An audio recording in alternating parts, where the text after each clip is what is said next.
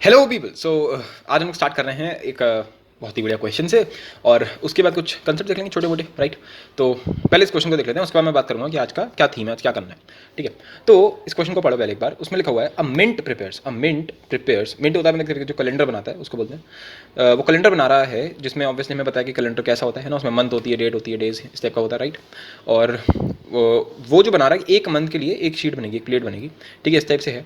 वो सब हमें मतलब नहीं है उस सब चीज़ों से, मतलब हमें सीधा है कि हमें कैलेंडर बनाने हैं। उसने ये बोला है कि how many types of calendar should it prepare to serve all the possibilities in the future years.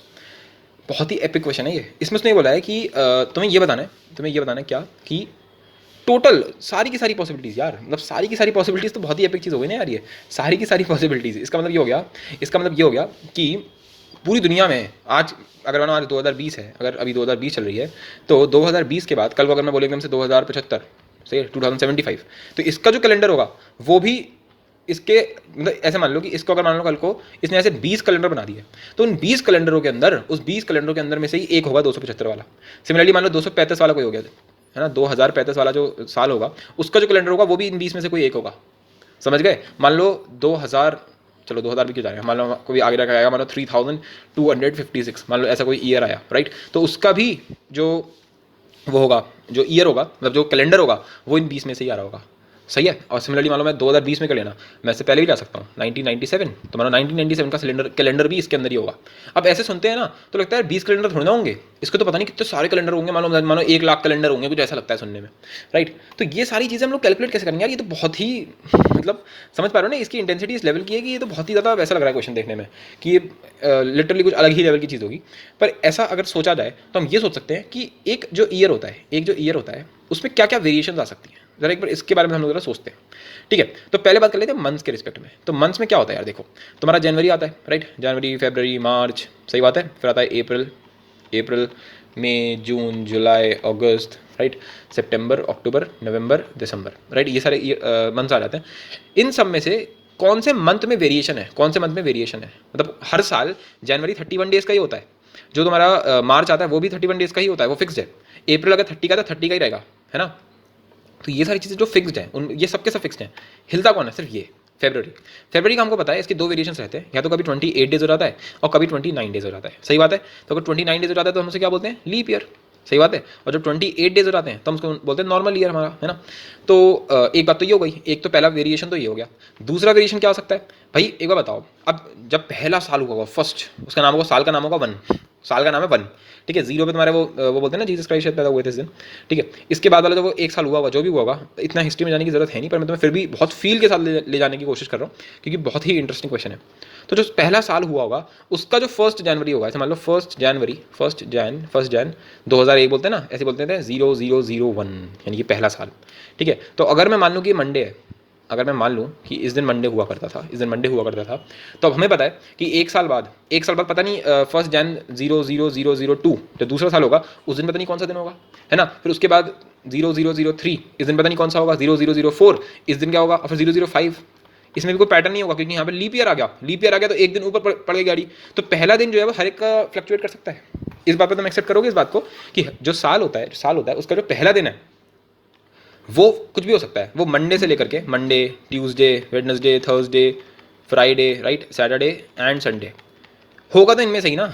इसमें तो कोई शक नहीं है ना कि होगा तो इसी में से ही, है ना। इसमें अपने को कोई डाउट नहीं कि यार इसी में से ही होना है उसको, कुछ भी करके, राइट। तो अगर इसी में से होना है, ये बात भी गारंटी है। और अगर मान लो मंडे मैंने फिक्स कर दिया, तो मंडे के बाद तो पूरी गाड़ी अपना फिक्स है ना भाई। मंडे के बाद ट्यूसडे आना, फिर वेडनेसडे आएगा, फिर थर्सडे आएगा, फिर फ्राइडे आएगा, फिर सैटरडे आएगा, फिर मंडे, ट्यूसडे, वेडनेसडे, यानी कि हब डे जो है वो मेरा फिक्स हो चुका है। एंड सिमिलरली जो मेरी डेट क्या होती है, फर्स्ट, सेकंड, थर्ड, फोर्थ, वो तो अपने आप ही फिक्स चल रही है। वो कैसे फिक्स चल रही है? वो मंथ से फिक्स चल रही है भाई। जनवरी में 31 डेज होते हैं, तो फर्स्ट से 31 तक तो जाना ही जाना है। और 28 और 29 का वो है। इसके अलावा कोई वेरिएशन हो सकता है क्या किसी साल के अंदर? नहीं हो सकता। हमने सारी वेरिएशन कंसिडर कर ली। सही बात है। तो अब मेरी बात सुनना, अगर मैं उसको 1 सेकंड में बोल रहा हूँ तो मैं बोलूँगा मेरा पहला काम क्या है। पहले काम में कितनी वैरायटी है मंथ्स के अंदर? 2। ठीक है, या तो लीप ईयर या तो नहीं। इंटू वर्क नंबर 2 क्या है? वर्क नंबर 2 है कि डे क्या है, डे। तो उसने बोला 7 दिन है, तो इंटू 7, आंसर आ गया 14। टोटल 14 कैलेंडर्स ऐसे होने चाहिए जो पूरी दुनिया में, मतलब पूरे जिंदगी भर में जितने भी, मतलब जिंदगी भर बोल रहा हूँ, एटर्निटी तक जितने भी कैलेंडर बनेंगे वो सब के सब इन 14 टाइप्स के होंगे, या फिर आज तक जितने भी कैलेंडर बने वो सब 14 टाइप्स के हैं। अब इसको तुम प्रूफ कैसे करोगे? मतलब चलो ये तुम बुकों में बस यहीं खत्म हो जाती है गाड़ी, पर मैं थोड़ा इसको एक स्टेप फर्दर ले जाकर तुम्हें प्रूव करने की कोशिश करता हूँ। प्रूव मतलब कि एक एग्जाम्पल से थोड़ा फील दिलाने की कोशिश करता हूँ। मान लो मैंने बोला कि 2070 का कैलेंडर बता मेरे को, ठीक है? तो ऐसे तो मैं बता नहीं सकता, मैंने बोल दिया कि मान ले उसका जो पहला दिन होगा 1 जन 2070, 1 जन 2070 मान लेते हैं उस दिन है, मान लो ट्यूसडे, क्या है? ट्यूसडे, ठीक है? मैंने रैंडमली कोई भी ले लिया है ना। मंडे से लेकर के संडे तक कोई ना कोई एक होगा, राइट? उसके बारे में हमने ऑलरेडी बात कर रखी है, राइट? तो इस काम को, ये जो 1 जन से 270 तक का काम है, ये मेरा वर्क नंबर 1 था, यही तो मेरा वर्क नंबर 1 है देखा जाए तो, कि मुझे ये चूज करना है कि 1 जन से लेकर के 2000 1 जन को कौन सा दिन होगा, मंडे से लेकर के सैटरडे संडे तक कोई भी एक चुन लो, राइट? तो 7 चॉइसेस आ गई इस चीज़ के लिए। कितनी चॉइसेस आ गई? 7 चॉइसेस आ गई, सही बात है। इसके बाद तो सब कुछ फिक्स्ड है ना, इसके बाद तो सब कुछ फिक्स्ड है। फिर वर्क नंबर 2 कहाँ पे आ रहा है? फरवरी। अब यहाँ पे 2 बातों में घट जाएगा ये चीज़, ठीक है? अगर तो ये लीप ईयर हुआ, तो इसका कैलेंडर एक ये वाला बन जाएगा, ठीक है? और अगर ये लीप ईयर नहीं हुआ तो इसका ये वाला कैलेंडर बन जाएगा। अब तुम सोच के देखो, मैंने कितने कैलेंडर बोले? 14 कैलेंडर। यानी कि ऐसे मान लो मंडे जो है, मंडे के लिए 2 कैलेंडर बन जाएंगे कि अगर लीप ईयर हो गया उस साल तो ये कैलेंडर बन जाएगा, अगर लीप ईयर नहीं हुआ तो ये साल हो जाएगा, ठीक है? सिमिलरली ट्यूसडे होगा, ट्यूसडे उसके लिए भी 2 कैलेंडर बन जाएंगे, वेडनेसडे के लिए भी 2 कैलेंडर बन जाएंगे, थर्सडे के लिए भी 2 कैलेंडर बन गए, ऐसे करते करते 14 कैलेंडर बन जाएंगे। तुम मुझे बताओ ऐसा कौन सा साल होगा जिनमें लाए नहीं करेगा? कोई भी साल ले लो, तुमने ले लिया 4096, मानो ऐसा भी साल कभी ना कभी आएगा। जब भी आएगा तो उसका जो पहला दिन होगा वो मंडे से लेकर संडे में से कोई एक होगा। तुम कहोगे हाँ जी होगा, मान लेते हैं वेडनेसडे होगा। फिर मैंने बोला उस दिन या तो लीप ईयर होगा या नहीं होगा। यस, अगर होगा तो ये वाला पकड़ लेना, अगर नहीं होगा तो ये वाला पकड़ लेना। हो गया ना कैलेंडर से? हो गया छुट्टी? बोलो, समझ में आ गया? मैं एकदम से बोल देता हूँ 90,976। मान लो ये वाला कोई साल ले लेते हैं, पता नहीं कब आएगा ये साल, पता नहीं हो भी पाएगा नहीं हो पाएगा, तो उससे पहले दुनिया ना खत्म हो जाए। फिर भी अगर ये साल कभी आ जाता है, मान लो 90,976 साल, तो होना तो इसमें भी वही है ना। इसका जो 1 जनवरी होगा, 1 जनवरी 90,976, ये जो साल होगा इसका जो पहला दिन होगा वो भी तो मंडे से लेकर संडे में से कोई होगा, राइट? मान लेते हैं सैटरडे है, चलो सही, सैटरडे को होगा, ठीक है? उसके बाद हम लोगों ने क्या देखा कि अच्छा इस साल या तो लीप ईयर होगा या नहीं होगा। अगर हुआ तो ये वाला ले लेना, नहीं हुआ तो ये वाला ले लेना, बाकी सब तो सब फिक्स्ड ही है। आई होप सो फील आ गई होगी कि कैसे सिर्फ और सिर्फ 14 calendar are more than sufficient for any year. कोई भी साल हो, हर एक लिए सफिशिएंट है, मोर देन सफिशिएंट है। A very very interesting question है ना, मतलब एकदम फील दिलाने वाला। वरना बचपन से टू बी ऑनेस्ट मैं भी ये सोचता था पहले कि कैलेंडर तो पता नहीं कौन कितने टाइप के कैलेंडर होते होंगे, पर अब समझ में आ रहा है कि नहीं यार 14 ही होते हैं, सही है। चलो खैर, अब एक धमाकेदार क्वेश्चन करने के बाद अब हम लोग आ जाते हैं एक बहुत ही सिंपल से फंडे पे, जिसका नाम है फैक्टोरियल नोटेशन। इसको मैं एग्जांपल से समझाता हूँ, ठीक है? तो मान लो तुम्हारे पास चलो मान लो 5 चीज़ें A B C D और E, ठीक है? ऐसी 5 चीज़ें हैं मेरे पास, ठीक है? और इनसे मेरे को मान लो 5 लेटर का ही वर्ड बनाना है। ये मेरे पास 5 लेटर्स हैं और मेरे को इनसे 5 लेटर का ही क्या बनाना है? वर्ड बनाना है। क्या बनाना है? वर्ड बनाना है। क्या करेंगे? डिब्बे बना लें अपने, 5 डिब्बे बना लेते फटाफट से। आ जाओ, 1 2 3 और 4, 5 डिब्बे बन गए। अब सोच के देखो, पहला वाला जो डिब्बा है उसमें A B C D E, इन पांचों में से कोई भी एक डाल सकता हूँ, यानी कि इसके पास 5 ऑप्शन है, राइट? फिर जो ये वाला डिब्बा है इसमें इन पांचों को में मतलब ऑब्वियसली मैंने यहाँ ले रखा है RNA यानी कि रिपीटेशन अलाउड नहीं है। तो अगर नहीं है तो इन पांचों में से कोई एक तो खत्म हो गया, तो 4 बचे, तो 4। फिर इसके लिए कितने बचे? सिर्फ 3 ऑप्शन बचे। फिर इसके लिए कितने ऑप्शन बचे? सिर्फ 2। और इसके लिए तो कोई ऑप्शन ही नहीं बचा, बस एक ही बचा होगा, वो यहाँ पे आ जाएगा, राइट? तो ये क्या लिख दिया मैंने? ये कितने परमिटेशंस हैं इसके? परमिटेशंस अब मैं बताता हूँ कि PNC का रियलिटी में मतलब क्या होता है, वो भी मैंने अभी तक तुमने समझाया नहीं कि P का मतलब क्या होता है और C का मतलब क्या होता है, वो भी अभी समझ लेंगे उसको। फिलहाल ये सारे तरीके हैं एक वर्ड बनाने के, राइट?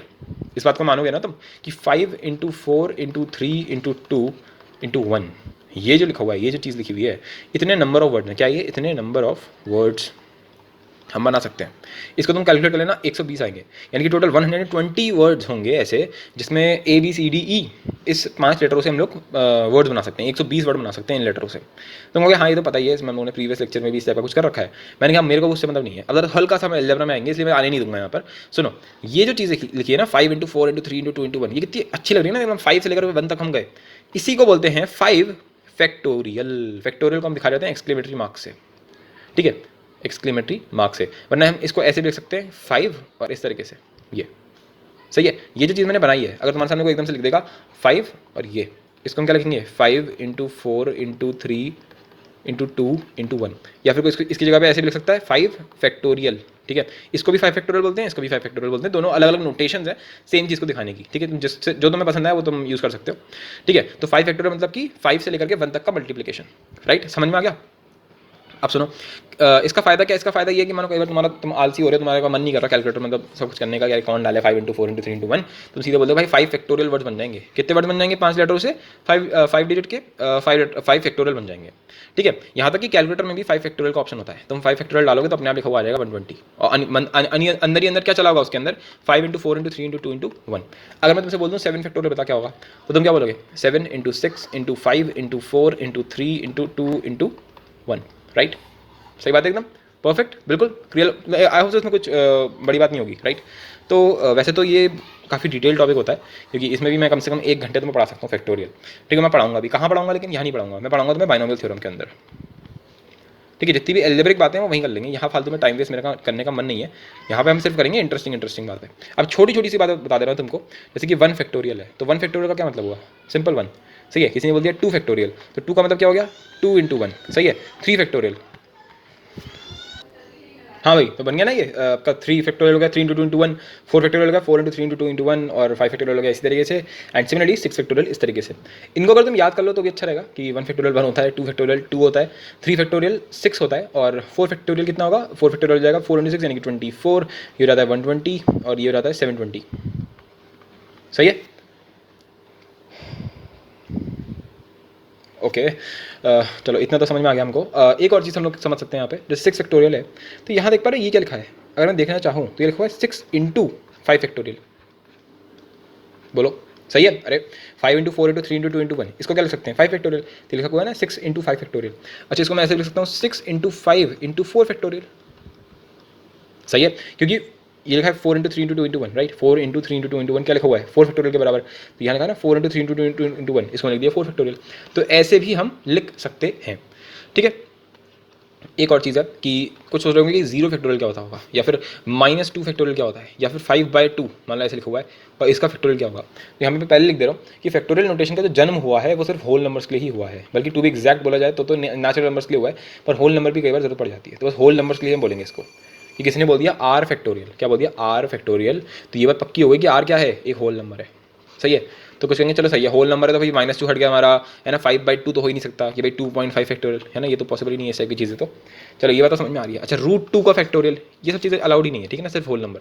चलो सही है, मान लिया आपकी बात, पर फिर 0 फैक्टोरियल क्या होता होगा? 0 फैक्टोरियल, तो अभी के लिए मान लो बस कि 0 फैक्टोरियल क्या होता है? 1 होता है। इसका जो रीज़न है अभी समझाता हूँ तुमको, बस 1 मिनट रुक जाओ, ठीक है, अभी समझाता हूँ बस कैसे ये 0 फैक्टोरियल 1 होता है फिलहाल। लेकिन तुम्हें ये सब अगर याद हो जाए तो मज़ा आ जाएगा। अगर तुमसे बोल दें तुमसे 45 फैक्टोरियल, तो क्या करना होगा उसमें? 45 इंटू 44 इंटू, है ना, ऐसे करते करते कहाँ तक जाएंगे? 1 तक मल्टीप्लाई कर देंगे, सही है। तो बस ये एक नोटेशन है जो बार बार यूज़ करेंगे हम लोग पीएनसी के अंदर, ठीक है। तो इस वजह से मैंने तुम्हें यहाँ पे बता दिया। बाकी जो इसकी डिटेलिंग है, इसमें कुछ बहुत बढ़िया बढ़िया क्वेश्चन बन सकते हैं। एक्सपोनेंट वाला एक इसमें सेक्शन होता है, और इसमें बाइनोमियल थ्योरम के अंदर हम लोग इसमें और भी बहुत सारी चीज़ें देखेंगे कि और कुछ ऑब्जर्वेशंस की देखो, अगर तुम देखना चाहो, चलो छोड़ो अभी के लिए। 4 फैक्टोरियल के बाद अगर तुम देखोगे तो हर जगह पे 0 आने वाला है, ठीक है। तो वो खैर उस टाइप के ऑब्जर्वेशन है कुछ, वो हम उसी में पढ़ेंगे बाइनोमियल थ्योरम के अंदर। एक सीधे सीधे महा सेशन ले लेंगे फैक्टोरियल और एनसीआर के ऊपर। अभी समझाते हैं पहले अच्छे से इसको। फैक्टोरियल तो अभी समझ में आ गया तुमको कि क्या होता है, राइट। और ये भी तुम समझ में आ गया होगा कि मैं कल को 7 फैक्टोरियल लिख दूँ तुम्हारे सामने, तो मैं इसको ऐसे भी लिख सकता हूँ 7 इंटू 6 फैक्टोरियल। कैसे लिख सकता हूँ भाई? 7 फैक्टोरियल क्या होता है? 7 इंटू 6 इंटू 5 इंटू 4 इंटू 3, है ना, ये सब क्या होता है? 6 फैक्टोरियल। तो मैंने क्या लिख दिया? 7 इंटू 6 फैक्टोरियल। अभी के लिए इतना काफ़ी है, ठीक है, मेरी बात मान लो, इतना काफ़ी है, ठीक है। अब जरा मैं एक छोटे से पॉइंट पे आना चाहूँगा, कंसेप्चुअल पॉइंट पे। अगर मैं बोलूँ कि अगर तुम्हें अरेंज करना है, क्या करना है? अरेंज। अभी बताता हूँ इस अरेंज का क्या हिसाब किताब है। मुझे अरेंज करनी है 5 चीज़ें, ठीक है, 5 बॉक्सेस में। तो तुम कैसे करोगे? कितने तरीक़ों से कर सकते हो? तो अगर 5 बॉक्सेस हैं अपने पास, ये रहे 5 बॉक्सेस, 1 2 3 4 और ये 5, राइट। तो 5 बॉक्सेस हैं मेरे पास, और मेरे पास 5 ही चीज़ें हैं, ठीक है। और उनको मुझे अरेंज करना है 5 डिब्बों के अंदर। तो मैं कैसे करूँगा? क्या लगता है तुम्हें कितने तरीक़ों से हो सकती होंगी? ये बहुत ही सिंपल चीज़ है यार, तुम्हें ऑलरेडी आता है ये चीज़। कैसे? देखो, जो मेरा पहला वाला डिब्बा है, उसके बाद कितने ऑप्शन हैं मेरी 5 चीज़ों में से? 5 के 5। मैं अगर मानो इन 5 चीज़ों को मान लूँ ABCDE, तो इन 5 में से मैं कुछ भी रख सकता हूँ इसके अंदर। फिर इसके अंदर कितने तरीके हो गए? 4। फिर इसके अंदर कितने हो गए? 3। फिर 2, फिर 1, यानी कि 5 फैक्टोरियल। बोलो सही बात है। 5 फैक्टोरियल तरीकों से मैं 5 चीज़ों को 5 डिब्बों के अंदर डाल सकता हूँ, अरेंज कर सकता हूँ। सही बात है। अच्छा, यानी कि इसका मतलब ये बन गया कि अगर कल को आर चीज़ें हैं, कितनी चीज़ें हैं, आर है ना, आर चीज़ें हैं, और उनको मुझे आर डिब्बों में क्या करना है, अरेंज करना है, तो वो कितने तरीके से हो सकता है, आर फैक्टोरियल तरीकों से। यानी कल को अगर मैं तुमसे बोल दूँ कि मेरे पास 25 लेटर्स हैं, कितने हैं, 25 लेटर्स हैं, ठीक है, और मेरे पास 25 ही बॉक्सेस हैं, मतलब 25 ऐसे मान लो 25 लेटर हैं मेरे पास, ए बी सी डी ऐसे करते करते मान लो 26 ही हैं टू बी एग्जैक्ट, ए से लेकर के जेड तक, और मुझे 26 लेटर के वर्ड्स बनाने हैं, 26 लेटर के वर्ड्स बनाने हैं, तो मैं कितने बना पाऊंगा, 26 फैक्टोरियल वर्ड्स बन सकते हैं। कितने बन सकते हैं, 26 फैक्टोरियल वर्ड्स बना सकता हूँ मैं 26 लेटर के। ये समझ में आया। जैसे मैंने बोला कि 5 लेटर का, जैसे ए बी सी डी ई, इन 5 लेटरों की हेल्प से 5 लेटर का वर्ड बनाओ तुम, तो तुमने कितने बनाए, 5 फैक्टोरियल, 120 वर्ड। इसी से तो हम लोगों ने स्टार्टिंग करी थी अभी फैक्टोरियल की, राइट। तो अगर मैं बोल दूँ कि 26 लेटर है मेरे पास और 26 वर्ड बनाने हैं, सॉरी 26 लेटर का ही वर्ड बनाना है तुमको, तो कितने तरीकों से बना सकते हो, 26 फैक्टोरियल तरीकों से, ठीक है। तो अभी ना तुम्हारे दिमाग में जो चीज़ें हैं वो थोड़ी दिमाग में बैठी हैं, मतलब जैसा अभी जो मैं तुम्हें बताया ना कि आर चीज़ों को डालने का, आर तरीके, ये सब चीज़ें तुम्हारे दिमाग में थोड़ी बैठी हैं। थोड़ा एग्जाम्पल से क्लियर होगा, और थोड़ा मैं भी और क्लियर करता हूँ इनकी डेफिनेशन की हेल्प से कि परम्यूटेशन एक्चुअल में होता ही क्या है, कॉम्बिनेशन एक्चुअल में होता ही क्या है। ये इस पर अभी तक हम लोगों ने बात नहीं करी है, और वो मैंने जानबूझ के नहीं करी। मैंने कहा फालतू में मुझे झांकियाँ तो निकालनी नहीं है, जब जरूरत होगी तभी बात करेंगे। अब जरूरत आ चुकी है तो अब बात करेंगे इसके ऊपर, ठीक है। तो मैं डायरेक्टली बात नहीं कर रहा, मैं बात करूँगा एग्जाम्पल के साथ। मान लो मेरे पास मान लेते हैं 3 लेटर्स हैं, ठीक है। मैं लेटर का एग्जाम्पल ले रहा हूँ, और तुम्हें भी पता है कि पीएनसी में, मतलब परम्यूटेशन एंड कॉम्बिनेशन को मैं बोलता हूँ पीएनसी। तो पीएनसी में अगर मैं एक चीज़ को समझा रहा हूँ एक एग्जाम्पल को लेकर के, तो वो मैंने सिर्फ एक एग्जाम्पल लेकर समझाया है। इसका मतलब ये नहीं कि वो सिर्फ उसी में ही लगेगा कि भैया सर हम क्या नाम है 5 फैक्टोरियल जो है वो सिर्फ ABCD में ही लगने वाला है, ऐसा थोड़ा है। वो तो अब तो वो मतलब इन्फाइनाइट पॉसिबिलिटीज़ हैं, दुनिया में जितनी चीज़ें एग्जिस्ट करती हैं उसमें से वो किसी में भी लग सकता है, राइट। वो तो कंसेप्ट है जो मैं तुम्हें सिखाया कि एग्जाम्पल की हेल्प से। तो ये भी जो मैं तुम्हें सिखाने वाला हूँ, ये भी मैं तुम्हें एक एग्जाम्पल की हेल्प से सिखा रहा हूँ, क्योंकि जो सबसे सिंपल एग्जाम्पल हो सकते हैं वही तुम्हें ढूंढ के दिखाया जा रहा है, राइट। सो ABCDE मान लेते हैं, फिर से हमारे पास 5 ही लेटर हैं। इनमें से कोई 3 चुन लो, कोई 3 चुन लो। जरा सुनना मेरे दिमाग में क्या बोल रहा हूँ मैं, कोई 3 चुन लो, ठीक है, कोई 3 चुन लो, ठीक है। ये जो हिंदी में बोलते हैं ना चुन लो, इस चुन लो को बोलते हैं कि भैया इनमें से कोई 3 चुन लिया मैंने, राइट। तो उसको बोलते हैं सिलेक्शन, सेलेक्ट करना, राइट। कि इनमें से कोई 3 सेलेक्ट कर ले, कोई 3 सेलेक्ट कर ले, सिलेक्शन बोलते हैं इसको, ठीक है, सेलेक्ट कर ले। अब मैं कोई भी 3 कैसे सेलेक्ट कर सकता हूँ इसमें से, सोच के देखो भाई। ABCDE 5 चीज़ें हैं मेरे पास, राइट। उनमें से मेरे को कोई भी 3 चुनने हैं, कितने तरीकों से चुन सकता हूँ मैं। तो देखो मैं क्या कर सकता हूँ, मैं A B और C चुन सकता हूँ, राइट। A B और C, सही, 3 लेटर चुन लिए मैंने। या फिर मैं क्या कर सकता हूँ, मैं A B और D चुन सकता हूँ, राइट। सो A B और D चुन लिया मैंने। या फिर मैं A B और E चुन सकता हूँ, सो A B and E, right. और क्या कर सकते हैं, और हम ये चुन सकते हैं A C और D, A C and D। या फिर मैं ले सकता हूँ A C and E, right. So A C and E, right है। उसके बाद मैं और क्या चुन सकता हूँ, तो और मैं ले सकता हूँ A D और E, A D और E। इसके अलावा कोई और बन ही नहीं सकता, मतलब ऑब्वियसली अगर पहला ए तुमने चुना है तो, ठीक है। अच्छा, और क्या हो सकते हैं, और क्या हो सकते हैं, और भी हो सकते हैं। कौन से, जिसमें मैं ए लूँ ही ना, मैं तो मुझे तो 3 चुनने हैं, मैंने एक को छोड़ करके ले लिए। कौन से, एक मिनट पहले चेक कर लो, इनमें से कोई रिपीट तो नहीं कराना मैंने। ABC ABD ABE, इन तीनों में से किसी में बी ही नहीं है ना, तो सही है बस। अब मैं लेता हूँ बी वाले, तो बी में मैंने क्या ले लिया, BCD, फिर BCE, फिर BDE। सही, कितने हो गए, 9 हो गए। देखो 3 3 3 9। और क्या हो सकता है, और हम लोग सी ले सकते हैं CDE। कोई बोलेगा तुम वापस क्यों नहीं जा रहे, तुमने पहले भी BCD लिया, तुमने BA क्यों नहीं लिया। मैंने कहा वो तो पहले ले चुके ना, यहाँ पे BA वाले तो सारे ले लिए मैंने ऑलरेडी, तो मैं लूँगा ही नहीं। वो BA बोलो चाहे A भी बोलो, बात तो यही है। खैर है, तो अब CDE आ गया। और कुछ ले सकते हैं क्या, और कोई नहीं ले सकते, बस ये ले सकते हैं। कितने तरीके हो गए ये हो गए 10 तरीके। 10 वेज से तो मैं सिर्फ सेलेक्ट कर सकता हूँ, 10 वेज जो है उससे तो मैं सिर्फ क्या कर रहा हूँ, सेलेक्ट कर रहा हूँ। क्या कर रहा हूँ, सेलेक्ट कर रहा हूँ, राइट, परफेक्ट, बहुत ही बढ़िया। अच्छा, तो ये तो चलो एक बात हो गई। और क्या कर सकते हैं, चलो इसको बोलते हैं सिलेक्शन। क्या बोलते हैं इसको, लिख लो यहाँ पे, ठीक है। ये एग्जाम्पल अगर तुमने लिख लिया तो तुम हमेशा तक क्लियर हो जाओगे पीएनसी के साथ, है ना। बहुत ही कम लोगों को आता है, बहुत ही मतलब ना के बराबर लोगों को ये तरीका आता है जो तुम्हें बताने वाला हूँ। और ये तरीका भी जो है बस टॉप बैचेस में होता है, वो भी बहुत ही कम लोगों में। देखा कितनी फेमस बुक्स हैं जो पता नहीं क्या वो NPR करती रहती हैं। क्या करती रहती हैं, NPR, जबकि ये सबसे वाहियात तरीका होता है NPR। सबसे बेस्ट तरीका है NCR। वो मुझे पता है तुम समझ ही नहीं पा रहे हो NPR क्या होता है, NCR क्या होता है, वो सब चीज़ें भी हम लोग देख लेंगे, उसकी तुम टेंशन मत लो। तो सिलेक्शन ये हो गया, ठीक है, परफेक्ट। अब मेरे पास एक और क्वेश्चन आया है, क्या मेरे पास आ चुका है सिंपल ABC। इन 10 में से मैं कोई एक चुन रहा हूँ, इन 10 में से मैंने कोई एक ले लिया, तो मैंने उठा लिया मान लो ABC। क्या उठा लिया, ABC, राइट। अब मैं करूँगा इसको अरेंज। क्या करूँगा इसको मैं अरेंज? कैसे करूँगा अरेंज? देखो मैं लिख दूँ ए बी सी, सही है, या फिर मैं लिख दूँ ए सी बी, राइट, या फिर मैं क्या लिख सकता हूँ, मैंने ए लिख रखा था, मैं लिख देता हूँ बी ए सी, ये लिख सकता हूँ बी सी ए, सही बात है, या फिर मैं क्या लिख सकता हूँ, या फिर मैं लिख सकता हूँ सी ए बी, सही है, या फिर क्या लिख सकते हैं सी बी ए। ये होगा इसके अरेंजमेंट्स, ये क्या हुआ है, ये होगा इसके अरेंजमेंट्स। अब समझ में आ रहा है क्या डिफरेंस है अरेंजमेंट और सिलेक्शन में? इसको क्या बोलते हैं? इसको बोलते हैं अरेंज करना। क्या बोलते हैं? अरेंजमेंट। कि मेरे पास कोई 3 चीज़ें हैं, उन्हीं को मैं अरेंज करे जा रहा हूँ बस, सही है, उसको क्या बोलते हैं अरेंजमेंट्स। तो कितने अरेंजमेंट्स हैं यहाँ पे? 6 अरेंजमेंट्स हैं। सिलेक्शन क्या होता है कि मुझे कुछ पूल दे रखा है कुछ चीज़ों का, मानो मुझे किसी ने बोल दिया मेरे पास 10 चीज़ें हैं, उन 10 में से तुम्हें कुछ 4 चीज़ें चुननी है। क्या करनी है? चुननी है। उसको क्या बोलेंगे? सिलेक्शन करना। और फिर इन 4 चीज़ों को तुम्हें क्या करना है? इन 4 चीज़ों को तुम्हें क्या करना है? अरेंज करना है। क्या करना है? अरेंज करना है। सही है, परफेक्ट। तो ये सिलेक्शन हो गया और ये हो गया अरेंज करना। ठीक है, अब मेरी एक और बात सुनो। इस अरेंजमेंट को अगर मैं ध्यान से देखूंगा, अगर इस अरेंजमेंट को मैं ध्यान से देखूंगा, तो ये ऐसा नहीं कि मानो तुम्हारे पास 3 चीज़ें हैं। 3 चीज़ें क्या है तुम्हारे पास? ए बी और सी, और उन 3 चीज़ों को तुम अरेंज कर रहे हो। अरेंज कर रहे हो, अरेंज कैसे करेंगे? देखो ऐसे मान लेते हैं भाई, देखो खांचा तो अपना 3 का ही है ना, ऐसे मान लो खांचा है, खांचा है, तो पहले खांचे में क्या क्या डाल सकता हूँ? तुम देखो तुम्हारे पास ए या फिर बी या फिर सी, यानी कि तुम्हारे पास 3 ऑप्शन थे, हर बार तुम्हारे पास 3 ऑप्शन थे। तो मेरे पास यहाँ पे कितने ऑप्शन थे? 3। तुम ए बी सी में से कोई भी एक चुन लो, यहाँ पे कोई भी एक चुन लो। अगर तुमने यहाँ पर ए फिक्स कर दिया तो अब मैं वापस इस वाले में ए नहीं डाल सकता, तो फिर 2 ही बचेंगे। तो 3 × 2 × 1, यानी कि कितना आंसर आ गया? 3 फैक्टोरियल। समझ गए? 3 फैक्टोरियल कितना होता है? 3 फैक्टोरियल होता है 6, एंड यू कैन सी यहाँ पर है 6 अरेंजमेंट्स। सही है, समझ में आ गया?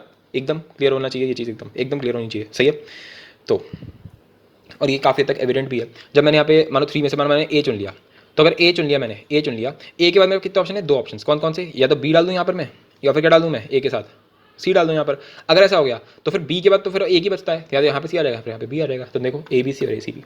तो मैंने अपने दिमाग में मैं इसी चीज़ को दिमाग में लेकर चल रहा था, 3 × 2 × 1, तो 6 फैक्टोरियल बन रहा था मेरा, 3 फैक्टोरियल बना था, जिसका आंसर 6 था। तो इतने पोर्शन का मैंने अभी तक तुम्हें पढ़ाया, जितना पढ़ाया। सही है, इसी पे बात कर लेते हैं अभी थोड़ा बहुत, है ना, जरा इसी पे थोड़ा रुक करके कि अगर तुम्हारे पास आर चीज़ें हैं, कितनी चीज़ें हैं? आर चीज़ें, और उनको तुम्हें क्या करना है? उनको तुम्हें अरेंज करना है। क्या करना है? अरेंज करना है। तो वो कितने तरीके से हो जाएंगी? आर फैक्टोरियल से। फॉर एग्जाम्पल जैसे मैंने ए बी सी को अरेंज किया, तो ए बी सी को मैंने कितने तरीके से अरेंज कर दिया? 6 तरीकों से अरेंज कर दिया। अच्छा सोच के देखो, अगर मैं यहाँ से 3 कोई और उठा लूँ, मान लो मैंने ये उठा लिया सी डी ई, ये उठा लिया मैंने, तो ये जो सी डी ई है ये कोई अलग चीज़ थोड़ी ना, ये भी कितने तरीके से अरेंज हो जाएंगी? ये आपकी अरेंज हो जाएंगी कितने तरीकों से? फिर से 6 तरीकों से। सही है, अगर मैंने यहाँ पर उठा लिया बी डी ई, ये भी कितने तरीके से हो जाएंगी? 6 तरीके से हो जाएंगी। यहाँ पे सारी चीज़ें 6 तरीकों से अरेंज हो जाएंगी। आई होप सो फील आने लग गई होगी कि चल क्या रहा है। ठीक है, समझ में आ गया? एकदम परफेक्ट। अब एक और चीज़ सुनना, जो मैंने ये वाला काम किया ना, मेरे पास इनिशियली कितनी चीज़ें थी अगर तुम सोच पाओ, तो मेरे पास इनिशियली थी 5 लेटर थे मेरे पास, A B C D E, right, okay. उसके बाद मैंने इसमें से 3 चुने। क्या करे? 3 मैंने सेलेक्ट करे, तो मुझे समझ में आ गया कि मैं 10 वेज है मेरे पास सिलेक्शन की। कितने तरीके हैं? 10 तरीकों से मैं सेलेक्ट कर सकता हूँ। उसके बाद ये जो मैंने 3 चीज़ें सेलेक्ट करी, जो मैंने 3 चीज़ें सेलेक्ट करी, उनको मैंने क्या करा? उनको मैंने अरेंज किया। इन 3 चीज़ों को। वो मैंने कितने तरीकों से किया? वो मैंने 6 तरीकों से मैंने किया। ठीक है, तो इतना जो प्रोसीजर था ना, ये 3 सिलेक्शन वाला, इसको बोलते हैं कॉम्बिनेशन। चीज़ों को सेलेक्ट करने को बोलते हैं कॉम्बिनेशन। कितने तरीकों से कंबाइन किया जा सकता है कि भाई ए बी सी डी ई, इनमें से 3 के ग्रुप बनाने हैं तुमको, तो उसको बोलते हैं कॉम्बिनेशन। ठीक है, और परमिटेशन जो है वही पूरा प्रोसेस है एक तरीके से। देखो परम्यूटेशन वैसे तो ये है कि कोई बोलेगा तुमसे नंबर ऑफ परम्यूटेशंस, कि भाई 3 चीज़ों को कितने तरीके से परम्यूट किया जा सकता है, कितने परम्यूटेशन है उसके, तो तुम बोलोगे 6। कितने? 6। तो इस 6 को हम क्या बोलते हैं? परम्यूटेशंस। क्या बोलते हैं इनको? परम्यूटेशंस बोलते हैं। और इन 10 तरीकों को हम क्या बोलते हैं? कॉम्बिनेशंस। इन 10 तरीकों को हम क्या बोलते हैं? कॉम्बिनेशंस। ठीक है, लेकिन अब इसके लिए मैंने एक टूल बनाया। क्या बनाया? टूल। यार ये तो बहुत लंबा तरीका हो गया ना कि मैं एक को ढूंढूंगा फिर उसको मैं परम्यूट करूंगा। मैंने एक टूल बनाया, बहुत ही भयंकर, बहुत ही भाई मतलब बहुत ही इंटरेस्टिंग टूल है। तुम देखोगे तुम्हें मजा आ जाएगा। देखो कैसे, एक बात सोच के देख, ये जो ए बी सी है, इन तीनों को अरेंज करने के कितने तरीके थे? 6। इसको भी अरेंज करने के कितने तरीके होंगे? 6। इसको भी अरेंज करने के कितने तरीके होंगे? 6। मतलब समझ पा रहे हो ना कि ए बी सी के मैं फर्दर 6 अरेंजमेंट कर सकता हूँ, ए बी डी के भी मैं फर्दर 6 अरेंजमेंट कर सकता हूँ। तो अगर मैं तुमसे बोलूँ भाई साहब नेट बता दूँ मेरे को टोटल कितने अरेंजमेंट हो सकते हैं टोटल, तो तुम बोलोगे भाई देख बात सुन, तेरे पास 10 ग्रुप बने हुए हैं। ये क्या है? ये पहला ग्रुप, दूसरा ग्रुप, तीसरा ग्रुप, चौथा, पांचवा, छठा, सातवां, आठवां, नौवां, 10वां, 10 ग्रुप है। हर एक ग्रुप में 6 अरेंजमेंट्स हैं, यानी कि टोटल अरेंजमेंट कितने हो गए? 60। कितने हो गए? 60। कितने? 60 राइट, 60 टोटल अरेंजमेंट्स हैं। परफेक्ट, बिल्कुल क्लियर है। अब मैं तुम्हें एक चीज़ बता देता हूँ, ये जो नंबर 60 आया है, हमारे पास अभी 2 नंबर्स आए, सॉरी 3 नंबर्स आए हमारे पास। एक आया 60, दूसरा मेरे पास आया अभी 10, 10 क्या था, 10 था सेलेक्ट करने का तरीका, और तीसरा मेरे पास आया था 6। ठीक है, और यही 3 अगर तुमने समझ लिया ना ढंग से एकदम, कोई नहीं समझा रहा है आज के टाइम पे। ठीक है, अगर तुम्हें ये 3 चीज़ें समझ में आ गई कि ये 60, 10 और 6 इनसे मैं कितने तरीकों से पहुंच सकता हूँ, तुम्हारा पीएनसी खत्म है। उसके बाद तुम्हारी परमिटेशन एंड कॉम्बिनेशन की जर्नी इतनी स्मूथ हो जाएगी, तुम्हें मजा आ जाएगा। ये जो 60 नंबर आया है, ये जो 60 आया है ना 60, इसके लिए मैथमेटिक्स ने एक टूल बनाया जिसका नाम रखा गया NPR। क्या रखा गया, NP&R। ठीक है, वो ये 60 है। सी वो क्या है वो अभी समझते हैं इस चीज़ को। और ये जो तुम्हारे पास 10 आया, क्या है ये जो 10 आया 10, इसको मैथमेटिशियंस ने बोला NCR। सही है। और जो तुम्हारे पास ये 6 आया, क्या है ये 6, इसको हमने बोला R फैक्टोरियल। यहाँ से फैक्टोरियल की शुरुआत हुई है कि फैक्टोरियल क्या होता है, ये होता है, ये 6 है। अच्छा ओके, अब समझते हैं कि रियलिटी में है क्या, इनको कैसे डिफाइन किया गया। पहले इनको मैं डिफाइन करता हूँ, फिर मैं इनका दिखाऊंगा कि कैसे आ रहे हैं। ठीक है, तो N फैक्टोरियल को, वो सॉरी NPR को बोला गया N फैक्टोरियल। सुन लेना एक बार, मैं जानता हूँ कुछ लोग एकदम से झटका लगता है क्या है ये। N factorial divide by N minus R factorial. सही है। NCR को बोला गया N factorial divide by N minus R factorial, N minus R factorial.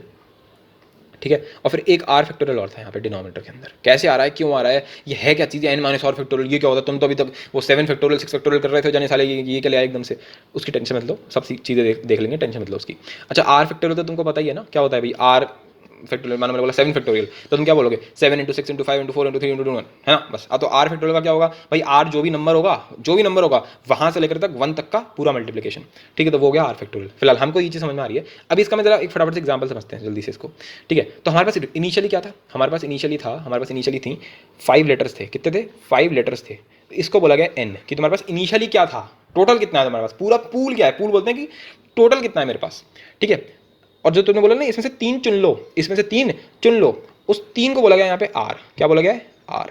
सही है, समझ में आ गया, बिल्कुल क्रिस्टल। तो अगर मैं ये समझ पाया तो अब मैं इसको बस इसमें डाल दूंगा। ठीक है, तो सोच के देखो, N की जगह पे क्या लिख दूँ, 5 लिख दे रहा हूँ। P की जगह तो P लिखे रहने दो, है ना। और R की जगह पे क्या लिख दोगे, P for permutation, C for combination. R मतलब यहाँ पे हमारे पास 3 है। अब फॉर्मुले में डाल दो भाई, फॉर्मुले में न्यूमरेटर में क्या है N फैक्टोरियल, N क्या है मेरा 5, यानी कि 5 फैक्टोरियल। फिर नीचे क्या आएगा, नीचे आएगा N माइनस R, यानी कि 5 माइनस R, 5 माइनस 3 कितना हो गया 2, तो आ गया यहाँ पे 2 फैक्टोरियल।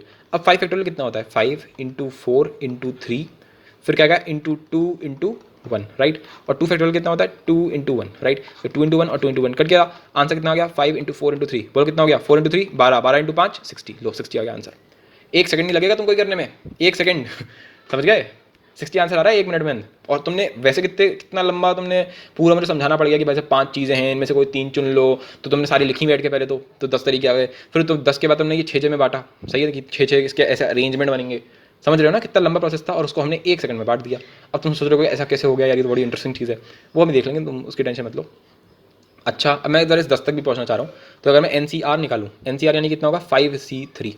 रियलिटी में स्पीक कर रहा हूँ तुम्हारे सामने, बिल्कुल एकदम ऑनेस्ट बात कर रहा हूँ। मैं इसको पूरे PNC में कहीं यूज़ नहीं करने वाला, इस चीज़ को 5P3 को पूरी PNC में मैं सिर्फ और सिर्फ यही यूज़ करूँगा 5C3 नहीं, मतलब NCR से पूरा का पूरा जो तुम्हारा परमिटेशन एंड कॉम्बिनेशन वाला चैप्टर है, इसका सारे क्वेश्चन जाएंगे, सारे के सारे। ये 5P3 वाले जो लोग NPR यूज़ करते हैं ना, समझ लेना उन सालों को आती नहीं PNC अभी, है ना। उन लोगों को आती नहीं, उन लोगों को आएगी भी नहीं।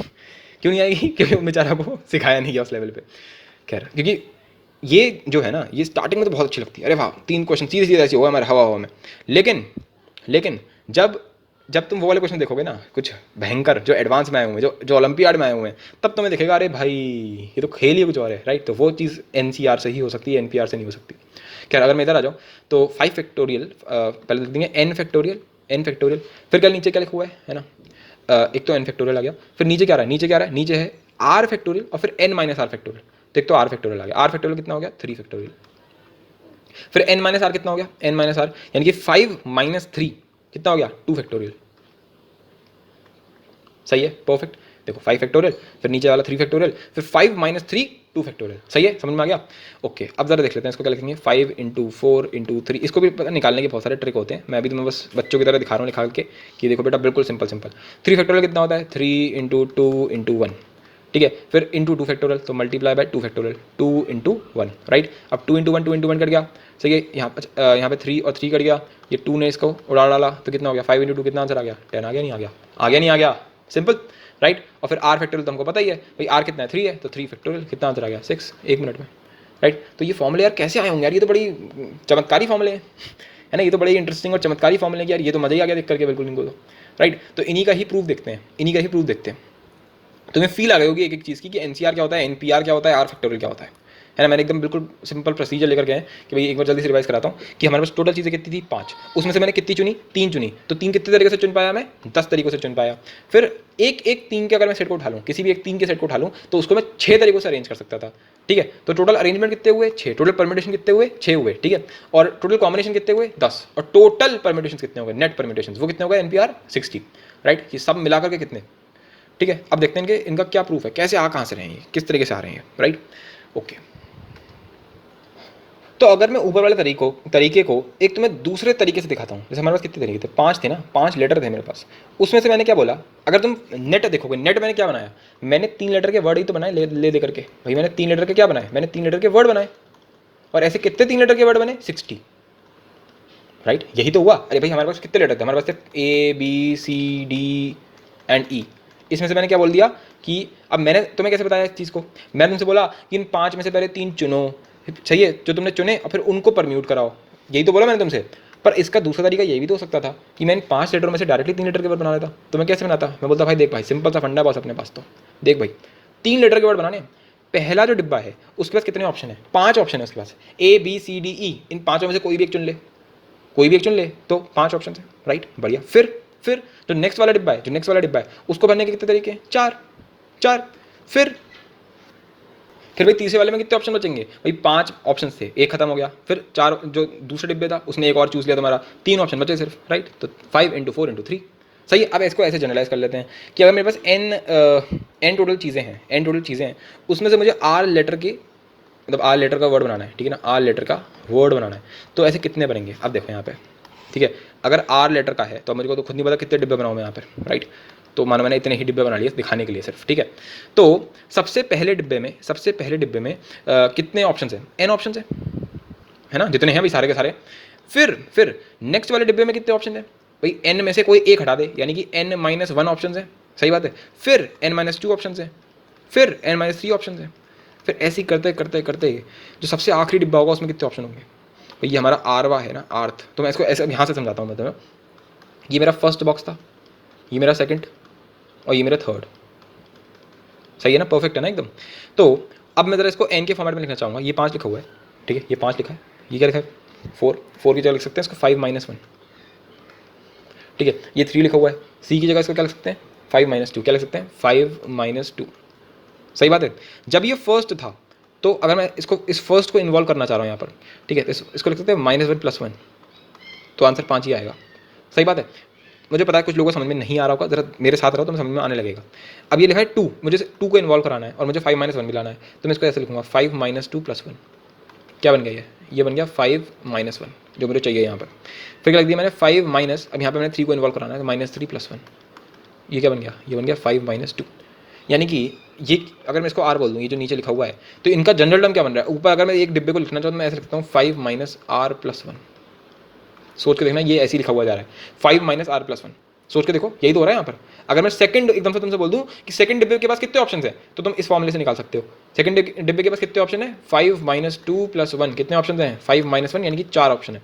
सिमिलरली इधर हो रहा है, पहले डिब्बे के पास कितने ऑप्शन है, अब यहाँ पे 5 नहीं है, यहाँ पर n है सीधे, सो n-R + 1, ये इसका वो बन रहा है जनरल टर्म, सही है। तो मैं तुमसे बोलूँगा पहले डिब्बे पे ये फर्स्ट डिब्बा है, ये सेकंड डिब्बा है, ये थर्ड डिब्बा है, ये फोर्थ डिब्बा है, ऐसी डॉट बना दी मैंने, और ऐसे करते करते ये होगा सबसे आखिरी डिब्बा, कौन सा, आर्थ डिब्बा, कौन सा, आर्थ डिब्बा, आर्थ है ना, आर्थ डिब्बा। तो ये जो फोर्थ डिब्बा होगा, मान लो मैंने बोला फोर्थ डिब्बे में कितने ऑप्शन होंगे, तो तुम बोलोगे n-4 + 1, कितने हो गए, बोलो n-3, वही तुमने यहाँ पे लिख रखा है। मैं तुमसे बोलूँगा बता कि R-1 जो डिब्बा होगा, R-1 जो मेरे पास डिब्बा होगा, उसमें कितने ऑप्शन होंगे, तो यहाँ पर जहाँ पे R लिखा है उसकी जगह पे क्या डाल दूंगा मैं यहाँ पे R-1, ठीक है। फिर क्या आ जाएगा +1, ठीक है। तो इससे मेरे को क्या मिल जाएगा n-R, और फिर यहाँ पर आएगा +1, तो हो जाएगा n-R + 2, इतने ऑप्शन होंगे। तो यहाँ लिख देते हैं n-R + 2। देखने में अजीब सा लग रहा है ना, एकदम ग्रॉस सा लग रहा है, क्या यार ये n-R + 2, जी का मजाक है, ठीक है। लेकिन तुम्हें अंदर ही अंदर समझ में आ रहा होगा कि देखने में तो ये भी मजाक है कि 5 माइनस 2 ऑप्शन है, रियलिटी में कितने ऑप्शन है? 3 ऑप्शन है। तो similarly n minus r plus 2 देखने में लग रहा है ना क्या ये n माइनस आर प्लस 2, पर रियलिटी में ये भी एक नंबर ही होगा ना। जब तुम यहाँ पे n मान लो तुमने 10 डाल दिया, r यहाँ पर तुमने 2 डाल दिया, तो तुम्हें दिख जाएगा कि अच्छा ये उतना आ गया, सही है ना, मतलब 9 आ गए, इस तरीके से तुम्हें दिखने लगेगा।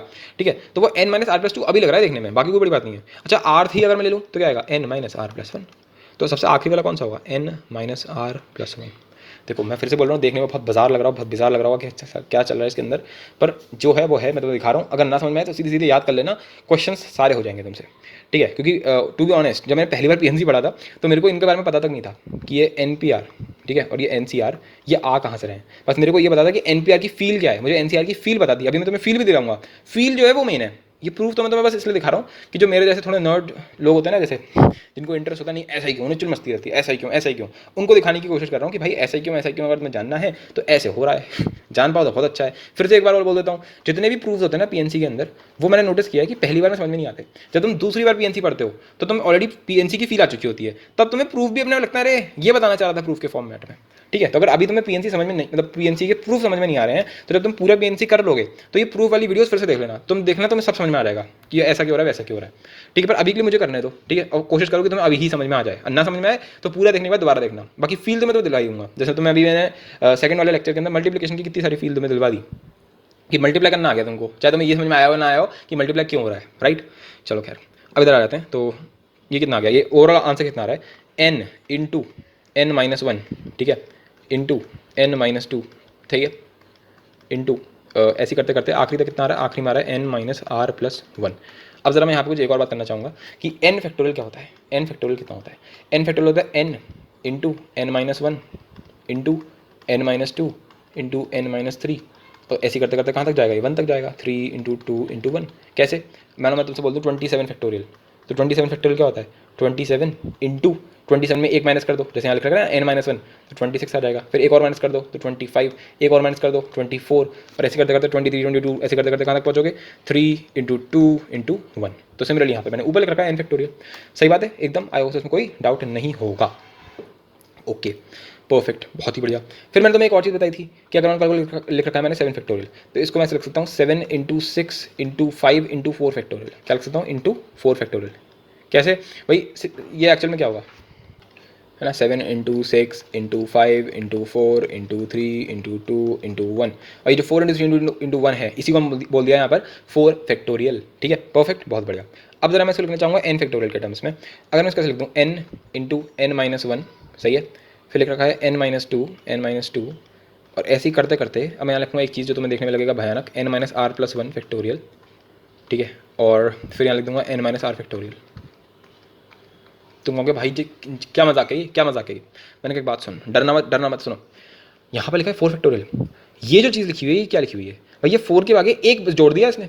अगर यहाँ पे 4 फैक्टोरियल लिखा हुआ है तो इसमें एक जोड़ दे बस, तू बोल। सही बात है एकदम भाई, 4 लिखा है तो इसका एक जोड़ दिया है ना। मतलब इसको मैं लिख सकता हूँ 7 इंटू 6 इंटू 5 की जगह लिख सकता हूँ 4 प्लस 1, है ना, और फिर लिख दूँगा यहाँ पे इंटू 4 फैक्टोरियल। तो यही मैंने यहाँ पे करा। यहाँ लिखा है n माइनस आर फैक्टोरियल, तो n माइनस आर में मैंने एक और जोड़ दिया, तो यहाँ पे आ गया n माइनस आर प्लस 1। सही है, उसके आगे का तो वो ऐसे ही रहने वाला है। वो तुम्हें n में ना बहुत ही चीज़ें देखने में अजीब लगती हैं, पर वो होता सब कुछ सेम ही है। सही है, अब ये जो 4 फैक्टोरियल लिखा हुआ है इसको तुम लिख दोगे आगे जाके 4 इंटू 3 इंटू 2 इंटू 1। सिमिलरली ये जो n माइनस आर फैक्टोरियल है ये कैसे जाएगा? इसको भी अगर मैं खोल दूँ यहाँ पर, यहीं पे मैं खोल दे रहा हूँ इसको, तो तुम सोच के देखो कैसे जाएगा ये n माइनस आर, फिर यहाँ पे आएगा n माइनस आर माइनस 1, फिर आ जाएगा n माइनस आर माइनस 2। सही, और ऐसे करते करते आखिरी में यहाँ पे भी आ जाएगा 3 इंटू 2 इंटू 1। और अगर मैं इस पूरे को कंबाइन करके देखूंगा, इस पूरे को मैं जब कंबाइन करके देखूंगा तो ये क्या लिखा हुआ है? n फैक्टोरियल लिखा हुआ है। वो तो बीच में मैंने क्या करा, मैंने n माइनस आर फैक्टोरियल लिख दिया इसको। वही मैं समझ पा रहा हूँ कि तुम्हें समझ में नहीं आया होगा पहली बार में, यहाँ तक कि इसमें तो ऐसा है कि अगर तुम बायनॉमियल थ्योरम एक बार कर लोगे तो तुम्हें और अच्छे से समझ में आ जाएगा इसको आखिरी में जाके। पर मेरा पॉइंट पता क्या है, मैं तुम्हें ऑनेस्टली बता रहा हूँ, अपना एक्सपीरियंस बता रहा हूँ। जब मैंने पहली बार पीएनसी पढ़ा तो मेरे को ये बात बिल्कुल लेनी पड़ी कि एनपीआर क्या होता है, एनसीआर क्या होता है, मतलब कहाँ से आ रहा है, प्रूफ क्या है इनका।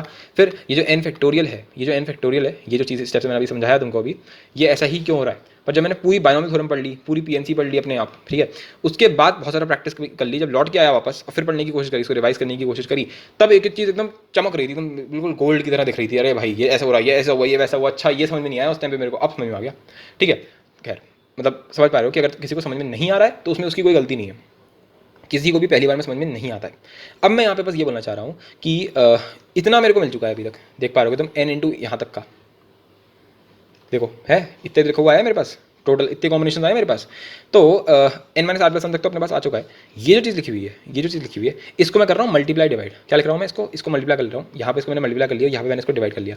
किस चीज़ को मल्टीप्लाई डिवाइड कर लिया? ये क्या चीज़ है? ये है क्या? ये क्या चीज़ है भाई? ये है n माइनस आर का फैक्टोरियल। तो मैंने n माइनस आर फैक्टोरियल से मल्टीप्लाई और डिवाइड कर लिया। तो ये ऊपर क्या बन गया? अगर तुम ऊपर सोच पाओ तो क्या बन गया? n into n minus one into n minus two, ऐसे करते करते करते यहाँ पे क्या करा तुमने? n माइनस आर फैक्टोरियल से मल्टीप्लाई कर लिया। तो ये जो पूरी चीज़ है, ये क्या बन गई? ये बन गया n फैक्टोरियल। ये तो समझाया अभी। और नीचे डिनोमिनेटर में क्या बन गया? नीचे एक सेकेंड चल क्यों नहीं रहा, ठीक है। नीचे डिनोमिनेटर में कितना बन गया? n factorial divide by n minus are factorial, ठीक है। और ये जो चीज़ तुम्हें दिख रही है, इसी को लोगों ने बोल दिया NPR शॉर्ट फॉर्म में, कि इसी चीज़ को हम क्या बोलेंगे? NPR बोलेंगे। सही है। तो ये NPR का प्रूव हो गया कि कैसे कैसे मैंने n में से, n चीज़ों में से r चीज़ों के कॉम्बिनेशन बना लिए डायरेक्टली, सॉरी r चीज़ों के परम्यूटेशन बना लिए बिना सेलेक्शन करे। तुम देखा सेम चीज़ को करने के इतने सारे दो तरीके थे मेरे पास, कि भाई मेरे पास 5 लेटर्स थे A B C, सही है, D एंड E। मैंने तुम्हें दो तरीके दिखा दिए लगे हाथ। एक तरीका तो क्या था कि पहले मैं इनमें से 3 चीज़ें क्या कर लूँ? सेलेक्ट कर लूँ। क्या कर लूँ? सेलेक्ट कर लूँ। ये मेरा पहला काम हो जाता, तो वो मेरे 10 तरीके से हो रहा था। फिर जो एक सिलेक्शन था, जो एक मेरा सिलेक्शन था, मान लेते हैं ABC, इसके टोटल अरेंजमेंट्स कितने होंगे? तो वो तो समझ में आ गया था 6 थे, राइट। तो इनका टोटल कितना आ रहा था? मल्टीप्लाई करके बोलो कितना आ गया था? 60। तो हमने बोला टोटल 60 वर्ड बनेंगे, टोटल 60 वर्ड बनेंगे। एक तरीका क्या था कि मैंने सिंपल अपना जो मैं अभी फंडामेंटल प्रिंसिपल ऑफ, जो हम लोगों ने देखा अभी, प्रिंसिपल ऑफ मल्टीप्लिकेशन, राइट, कि सीधे सीधे मैंने 3 डिब्बे बना लिया ऐसे करके। सही है। मैंने सीधे क्या बोल दिया बेटा? यहाँ पे सीधे से डाल दें, यहाँ पे कितना रहेगा? 5 इंटू 4 इंटू 3, तो एक ही बार में आंसर आ गया कितना? 60। ठीक है। तो मैंने जो प्रूव किया NPR का, वो मैंने प्रूव किया इससे, क्योंकि वो ज़्यादा सिंपल है। इससे प्रूव करने बैठेंगे तो बिल्कुल ही पगला जाएंगे। सही है। लेकिन तरीका मैं यही फॉलो करने वाला हूँ, ठीक है। क्योंकि अब मैं एक और काम करने वाला हूँ तुम्हारे सामने, बहुत ही इंटरेस्टिंग, ये बहुत ही अलग लेवल की बातें चल रही हैं इस टाइम पे, तो धीरे धीरे डाइजेस्ट होगा, मानता हूँ इस बात को मैं, ठीक है। तो हम लोग को अभी तक मैंने इतनी बात कर ली तुम्हारे सामने कि NPR ये क्या होता है? ये होता है n factorial divide by n minus are factorial, ठीक है। अब मैं ज़रा यहाँ पे NPR की डेफिनेशन भी लिख दे रहा हूँ कि NPR रियलिटी में क्या होता है, तो तुम्हें एक ये भी हो जाएगा कि चलो सही है, हो गया काम। सही है। हिंदी में लिखता हूँ जैसे कि तुम्हें ज़्यादा अच्छे से समझ में आए। तो यहाँ पे मैंने पूरी डेफिनेशन लिख दी इसकी कि अगर r और n एक तो नेचुरल नंबर होना चाहिए, कॉमन सेंस। दूसरा जो तुम्हारा r है वो n से छोटा होना चाहिए या फिर r के n के बराबर होना चाहिए। ऐसा क्यों है भी क्वेश्चन के हेल्प से समझते हैं। फिर इंग्लिश देखो क्या है इसकी, the number of all permutations यानी कि arrangements, the number of all permutations of n distinct मतलब क्या A B C D E होना चाहिए, यानी कि इसमें से ए करने बैठ गई तुम गई। सही है। सारे के सारे डिफरेंट होने चाहिए। यहाँ पर n जो चीज़ें वो सबकी सब क्या होनी चाहिए? डिस्टिंक्ट, डिफरेंट होनी चाहिए। सही है। The number of all permutations of n different things taken R at a time, जैसे मैंने बोला 5 में से कोई 3 चुन लो, 5 में से 2 चुन लो, 5 में से 6 चुन लो, सॉरी 5 में से 6 कैसे चुन सकते हो? इसीलिए बोला यहाँ पर कि r जो होगा वो n के छोटा हो सकता है। 5 में से 5 चीज़ें चुन सकते हो क्या? चुन सकते हो। 5 में से 4 चीज़ें चुन सकते हो क्या? चुन सकते हो। 5 में से 9 चीज़ें चुन सकते हो क्या? नहीं। 5 में से 5 चीज़ें चुन सकते हैं मैक्स टू मैक्स। इसलिए बोला कि r जो है वो तुम n के बराबर ले सकते हो या उससे छोटा ले सकते हो, ठीक है। तो r eight a time is given by NPR, यानी कि n डिस्टिंक्ट चीज़ों में से r चीज़ों को लेकर अरेंज करने के टोटल तरीकों को कहते हैं NPR। आई होप तुम्हें घंटा कोई समझ में नहीं आया होगा इससे, क्योंकि अब मैं तुम्हारे सामने लूँगा एक एग्जाम्पल, उससे तुम्हें ज़्यादा अच्छे से समझ में आ जाएगा एक ही बार में, ठीक है। तो यहाँ पे एक एग्जाम्पल है, इससे सब कुछ क्लियर हो जाएगा। Find total number of ways for symbol that can be made with 5 flags of different colours, ठीक है। ठीक है। तो इस क्वेश्चन से हम क्या समझते हैं, मैं तुम्हें बताना चाहूँगा कि बोलना क्या चाह रहा है। ये बोल रहा है कि तुम्हारे पास 5 फ्लैग्स हैं। कितने फ्लैग्स हैं? 5। 1 2 3 4 5 फ्लैग्स हैं मेरे पास, ठीक है। सबके सब डिफरेंट है। तो मान लेते हैं कोई रेड कलर का है, कोई ऑरेंज कलर का है, कोई येलो कलर का है, कोई ब्लू कलर का है, कोई ब्लैक कलर का है। सही है। उससे कोई फर्क नहीं पड़ रहा, मतलब 5 डिफरेंट फ्लैग्स हैं हमारे पास। हमें बनाने हैं सिंबल्स। क्या बनाने हैं? सिंबल्स बनाने हैं। अब सिंबल्स जो है उसमें उसने बोला कि कितने भी नंबर ऑफ फ्लैग में यूज़ कर सकता हूँ, यानी कि मैं 1 फ्लैग का सिंबल बना सकता हूँ, मैं 2 फ्लैग का सिंबल बना सकता हूँ, मैं 3 फ्लैग का सिंबल बना सकता हूँ, मैं 4 फ्लैग का सिंबल बना सकता हूँ, मैं 5 फ्लैग यूज़ करके भी एक सिंबल बना सकता हूँ। तो अगर मैंने 1 फ्लैग का सिंबल बनाया, ठीक है, मैंने 1 फ्लैग का सिंबल बनाया, मेरे पास 5 फ्लैग्स हैं, राइट। तो मैं 5 में से 1 फ्लैग इतने तरीकों से बना सकता हूँ। 5P1 का। अब यहाँ से तुम्हें फील आएगी कि 5 फ्लैग्स को कैसे हम चूज़ कर रहे हैं। देखो कैसे 5 फ्लैग्स हैं और तुम्हें एक एक फ्लैग यूज़ करना है एक सिंबल बनाने के लिए, तो ऑब्वियसली 5 ही तरीके होंगे इसको। तो सोचो ना, 5 ही तो तरीके होंगे, या तो रेड ले ले, या तो रेड कलर का ये एक सिंबल बन गया, ये एक सिंबल बन गया, ये एक सिंबल बन गया, ये एक सिंबल बन गया, ये एक सिंबल बन गया, ये एक सिंबल बन गया। अगर 2 तुमने ले लिए, अगर तुमने 2 ले लिए तो इसको तुम ऐसे समझो कि 2 फ्लैग ऐसे यूज़ कर सकते हैं, 2 फ्लैग, राइट। तो वो किस तरीके से हो सकता है, 5p2, 5p2, सही है, 5p2। 5p2 कैसे, देखो, या तो मैं रेड और ऑरेंज ले लूँ, या तो मैं रेड और ऑरेंज ले लूँ, या फिर मैं क्या ले लूँ, या फिर मैं यहाँ पे ले लूँ ऑरेंज और रेड, ये भी 2 सिग्नल बन गए यहाँ पे, समझ गए। सिमिलरली मैं क्या ले सकता हूँ, मैं ले सकता हूँ ऑरेंज और येलो, है ना, ऑरेंज, एक सेकेंड, ऑरेंज या फिर येलो, या फिर येलो ऑरेंज, ये सारे कॉम्बिनेशन बन जाएंगे अगर तुम 2 लेकर के ले लो। समझ में आ रही है बात, नहीं आ रही होगी समझ में यार, ऐसे कैसे आ रही है समझ में तुम्हें। सोच के देखो, अगर मेरे पास 5 फ्लैग्स हैं, उसमें से मैं पहले 2 फ्लैग क्या करूंगा, चूज करूंगा। अब मैं उसी वाली उस पर आ रहा हूँ, क्योंकि समझाना इससे ज़्यादा सिंपल पड़ता है, किससे, इस वाले तरीके से। मैं तुम्हें बताया ना कि 2 तरीकों से हो सकता है। तो ये वाला जो ए वाला तरीका है ना, ये वाला तरीका, ये वाला तरीका, ये तरीका समझाने के लिए बहुत सिंपल है, ये तरीका करने के लिए तो सिंपल है, पर वैसे मज़ेदार नहीं है। एनपीआर जो है वो ये तरीका यूज़ करता है, क्या तरीका यूज़ करता है, ये वाला। लेकिन जो हमारा तरीका है वो तरीका होगा एनसीआर और आर फैक्टोरियल वाला तरीका। तो एनसीआर ये है और आर फैक्टोरियल ये, वो अभी मैं तुम्हें बाद में समझाता हूँ। पर तरीका जो है ये बहुत बढ़िया तरीका है, ठीक है। पर जब भी ये तरीका यूज़ होगा तुम ये चीज़ लगा सकते हो, बताता हूँ कैसे। देखो भाई, समझने की कोशिश करो, हमारे पास कितनी चीज़ें हैं, हमारे पास 5 फ्लैग्स हैं, उसमें से मैं बोल रहा हूँ कि 2-2 तुम्हें चूज़ करनी है। क्या चूज़ करना है, 2-2। तो पहले मैंने 5 में से 2-2 चूज़ कर लिए। चलो इस क्वेश्चन के लिए तुम्हें पूरा दिखा दे रहा हूँ सॉल्व करके, ठीक है। तो मैं इसको फिर से बोलता हूँ, इसको बोलता हूँ ए, इसको बोलता हूँ बी, इसको बोलता हूँ सी, इसको बोलता हूँ डी, इसको बोलते हैं ई। इसमें से तुम्हें क्या करना है, इसमें से तुम्हें 2-2 चूज़ करनी है, सही है। तो चूज़ कैसे कर सकता हूँ मैं 2 चीज़ों को, भाई देखो, ए बी ले लूँ पहले, या फिर मैं ले सकता हूँ ए सी, ठीक है, या फिर मैं ले सकता हूँ ए डी, या फिर मैं ले सकता हूँ ए ई, समझ में आ गया। या फिर क्या ले सकते हैं, B C, B D, B E, या फिर सी डी, सी ई, या फिर डी ई। कितने तरीके हो गए, 4, 3, 2, 1, 10 तरीके हो गए ना, ठीक है, 10 तरीके हो गए। तो 10 तरीकों से तो मैंने वो करा, क्या करा, इनको सेलेक्ट करा। उसके बाद फिर मैं अब ए बी को कितने तरीके से अरेंज कर सकता हूँ, देखो, या तो मैं ए बी ही लिख दूँ इसको, या फिर मैं बी ए लिख दूँ, यानी कि मैं हर एक को 2 तरीके से अरेंज कर सकता हूँ, 2 तरीकों से अरेंज कर सकता हूँ।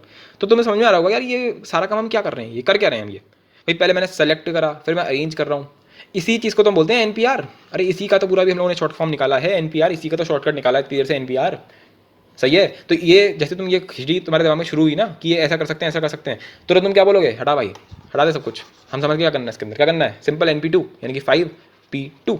अच्छा 3 वाले में क्या करोगे, 5p3।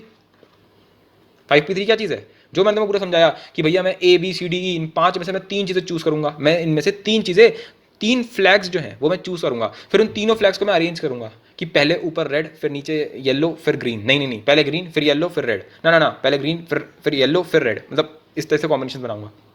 ये सारा काम मैं एक बार में कर सकता हूँ 5p3 करके। फिर 4 क्या हो जाएगा, 5p4, फिर क्या हो जाएगा 5p5, और ये क्या है, ये है 5p1। अब ये सब तो अलग अलग तरीके थे ना कि या तो मैं 1 फ्लैग ले लेता, या मैं 2 फ्लैग ले लेता, या मैं 3 फ्लैग ले लेता, या मैं 4 फ्लैग ले लेता, या मैं 5 फ्लैग ले लेता, इसलिए इसमें प्लस आएगा।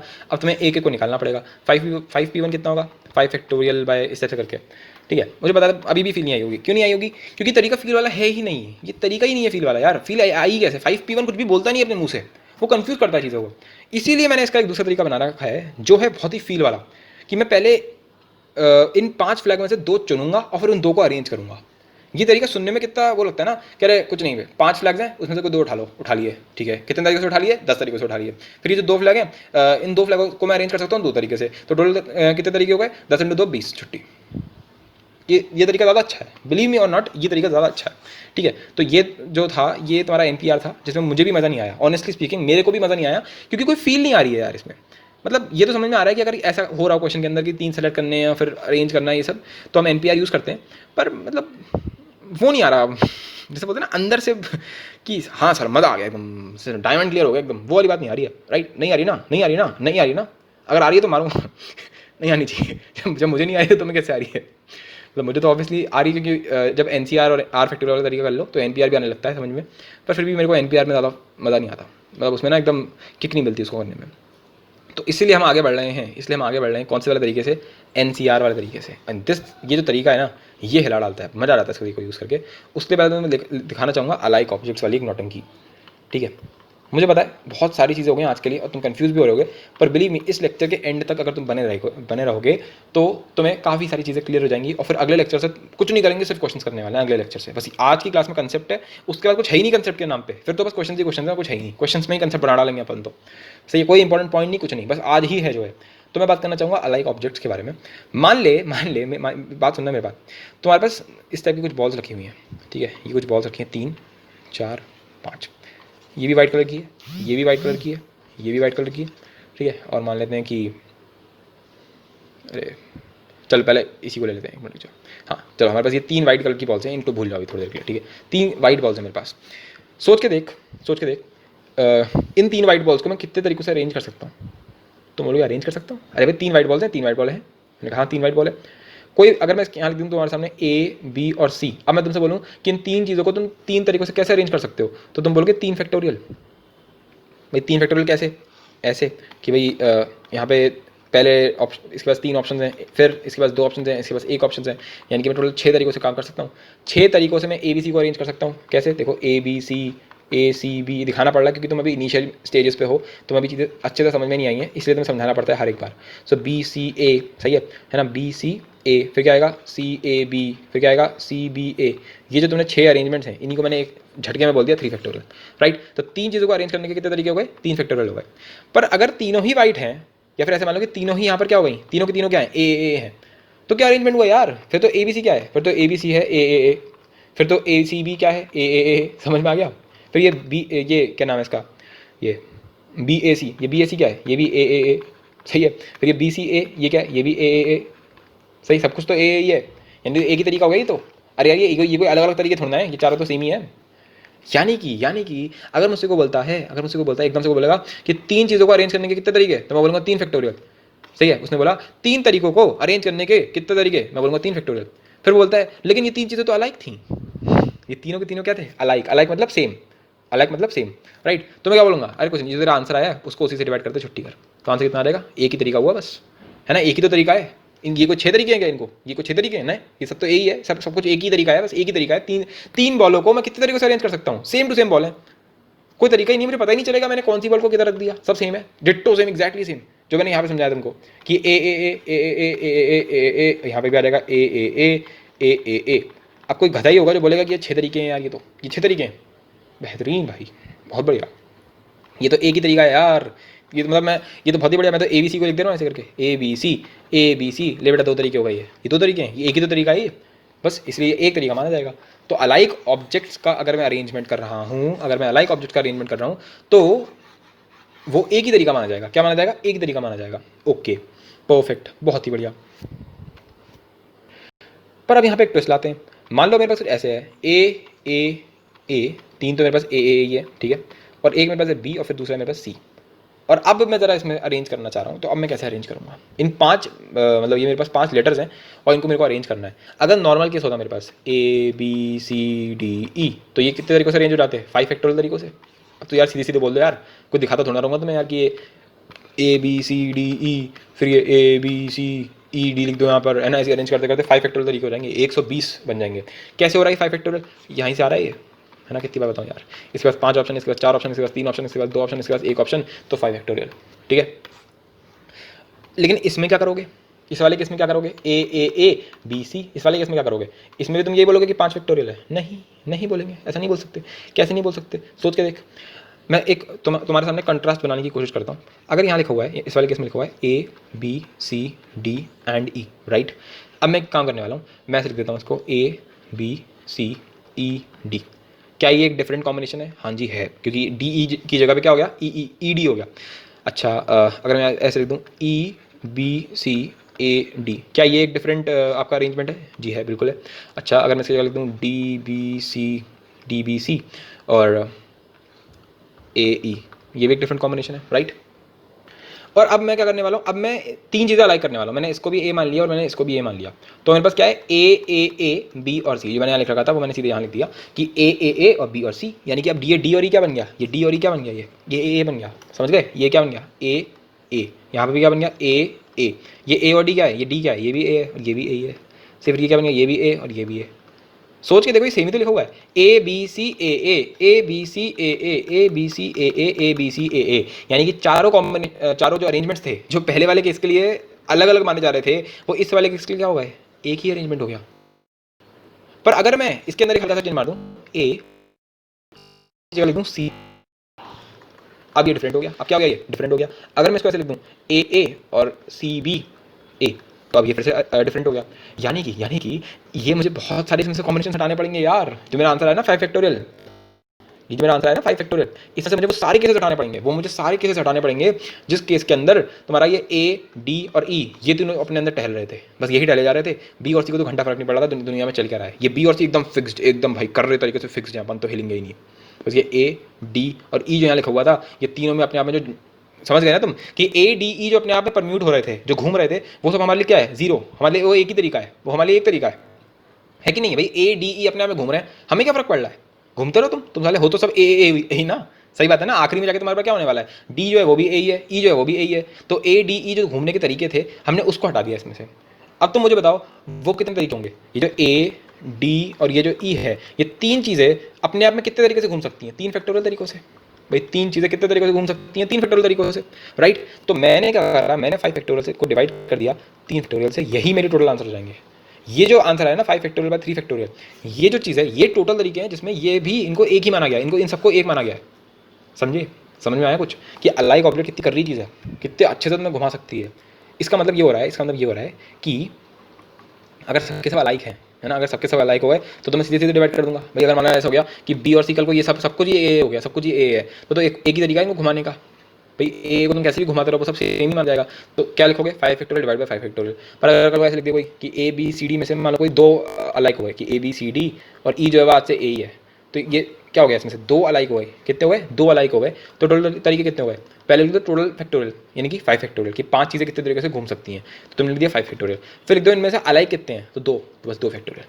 ये कैसे हुआ, ये मैंने तुम्हें समझाने की कोशिश कर दी। समझ में आ गया तो बहुत अच्छी बात है, नहीं आया तो कोई फर्क नहीं पड़ रहा, क्वेश्चन तुम्हारे अब भी हो जाएंगे, ठीक है। तो ये मैंने अलाइक ऑब्जेक्ट्स का तुम्हें समझाने की कोशिश करी थी। इसको जनरलाइज कैसे कर सकते हैं, मान लो n चीज़ें, उसमें से कोई r जो है वो क्या है, वो अलाइक है। क्या है, अलाइक है, सेम है, सेम। सही है, क्या है, सेम है। अगर सेम है तो क्या आंसर आएगा, n फैक्टोरियल क्या है कि n चीज़ों को n तरीकों से घुमा दिया मैंने। सही है। फिर उसको डिवाइड किससे करेंगे, अलाइक चीज़ों से डिवाइड कर देंगे। तो अगर r है तो r चीज़ें अपने आप में कितने तरीके से घूम सकती हैं, r फैक्टोरियल से। तो उन सबको मैंने हटा दिया। डिवाइड का मतलब क्या हो गया, हटा दिया तुमने। तो आंसर कितना आ गया, n factorial by r factorial, right. तो यही यहाँ पे लिखना चाहिए। अच्छा एक और चीज़ है, अब यहाँ पे एक और बड़ी इंटरेस्टिंग चीज़ बन सकती है कि अगर मैंने लिख दिया A, सही है, यहाँ पे लिखा है B जो है वो भी 2 बार रिपीट हो गया, मान लो B, यहाँ पे आ गया C। अब क्या करें, तो अब भी बहुत सिंपल है। अब तुम इतना देखो, ये 3 अपने आप में ढूंढने के कितने तरीके हैं, 3 फैक्टोरियल, और ये अपने आप में 2 में घूमता रहेगा, ये कितने तरीके से होगा, 2 फैक्टोरियल से। तो ये इंटू और मैं कर लूँ तो 3 फैक्टोरियल इंटू 2 फैक्टोरियल से, ये टोटल तरीके हैं जो हमें इंक्लूड नहीं करने। 3 फैक्टोरियल इंटू 2 फैक्टोरियल ये वो तरीके हैं जो हमें इंक्लूड ही नहीं करने, क्योंकि अगर ये ऐसे लिखा हुआ होता ABCDEF, तो इन तीनों का घूमने का तरीका, मानो ये तीनों फिक्स रहते अपनी जगह पे और ये तीनों घूमते रहते, तो ये 3 फैक्टोरियल तरीका हो जाता। मान लो ये ABC यहाँ पे फिक्स रहता और यहाँ पे F फिक्स रहता, और ये D और E जो था ये घूमता रहता 2 फैक्टोरियल तरीकों से। सही है। और फिर टोटल अगर मैं तरीके देखूंगा तो 3 फैक्टोरियल इंटू 2 फैक्टोरियल, यही तो बोलोगे। तो ये इन सबका घूमना तो हमारे लिए कुछ है ही नहीं ना, ये तो हमारे लिए कुछ है ही नहीं। तो इसलिए मैं फिर क्या करूंगा, मैं 3 फैक्टोरियल इंटू 2 फैक्टोरियल दोनों हटा दूंगा। यानी मैं क्या बोलूंगा कि जो अगर तुम्हारे पास ये कितनी चीज़ें थी, 1 2 3 4 5 6, तो 6 फैक्टोरियल में मैं क्या डिवाइड कर दूंगा, 3 फैक्टोरियल भी हटा दूंगा मैं और 2 फैक्टोरियल भी हटा दूंगा। सही है। ये कुछ चीज़ें ऐसी हैं जिनकी फीलिंग तुम्हें कम आ पाती है। क्यों आ पाती है, क्योंकि अभी तुमने पीएनसी पूरा करा नहीं है यार। ये तो थोड़ी पीएनसी के साथ दिक्कत है, जब तक पीएनसी पूरा करो नहीं ना तो पूरी फील नहीं आती। वैसे मैं कोशिश बहुत कर रहा हूँ समझाने की तुम्हें, ठीक है, पर जितना मैं समझा पाऊंगा उतनी समझा पाऊंगा ना, क्योंकि थोड़ा है तो है, स्टफ है इसके अंदर, ठीक है। तो अब मैं इसको एक चीज़ समराइज करके लिख लेता हूँ चीज़ें, ठीक है। अगर मेरे पास टोटल n चीज़ें हैं, ठीक है, इन n में से मान लेते हैं कोई P1 चीज़ें हैं, जो कि सेम है, क्या है, सेम है, अलाइक है। और फिर एक और वैरायटी है, P2 भी अलाइक है, P2 भी अलाइक है, और जो बचा हुआ सब है वो सब डिस्टिंक्ट है। चलो एक और ले लेते हैं, P3 ये भी अलाइक है, ठीक है। तो इसको एग्जाम्पल के फॉर्म में यहाँ पे लिखते जा रहा हूँ, ठीक है। एक वो बनाता हुआ कॉन्ट्रोडिक्शन दिखाता हुआ, जैसे 10 है, कॉन्ट्रोडिक्शन नहीं मतलब एक कंपैरिजन दिखाता हुआ कि हमारे पास टोटल 10 चीज़ें हैं, उसमें से मेरे पास 2 जो हैं वो A हैं, ठीक है, 2 A हैं। मान लेते हैं 3 मेरे पास B हैं, ठीक है, और मेरे पास मान लेते हैं 2 ही मेरे पास कितने हैं, C हैं, ठीक है। और बाकी सब डिफरेंट है। कितने डिफरेंट हो गए, 2 + 2 4, 4 + 3 7, यानी कि 3 चीज़ें होंगी जो डिफरेंट होंगी। 3 चीज़ें जो बच गई वो क्या है, ABC D E और F। देख लो, 2 A हैं, 3 B हैं, 2 C हैं, फिर D E F हैं, टोटल मिलाकर 10 चीज़ें हो गई, ठीक है। तो कितने तरीकों से इसको अरेंज किया जा सकता है, तो तुम बोलोगे 10 factorial divide bye 2 factorial, 3 factorial, 2 factorial. और यहाँ पे क्या लिखोगे इस वाले केस के अंदर, n factorial divide bye p1 factorial, p2 factorial, p3 factorial.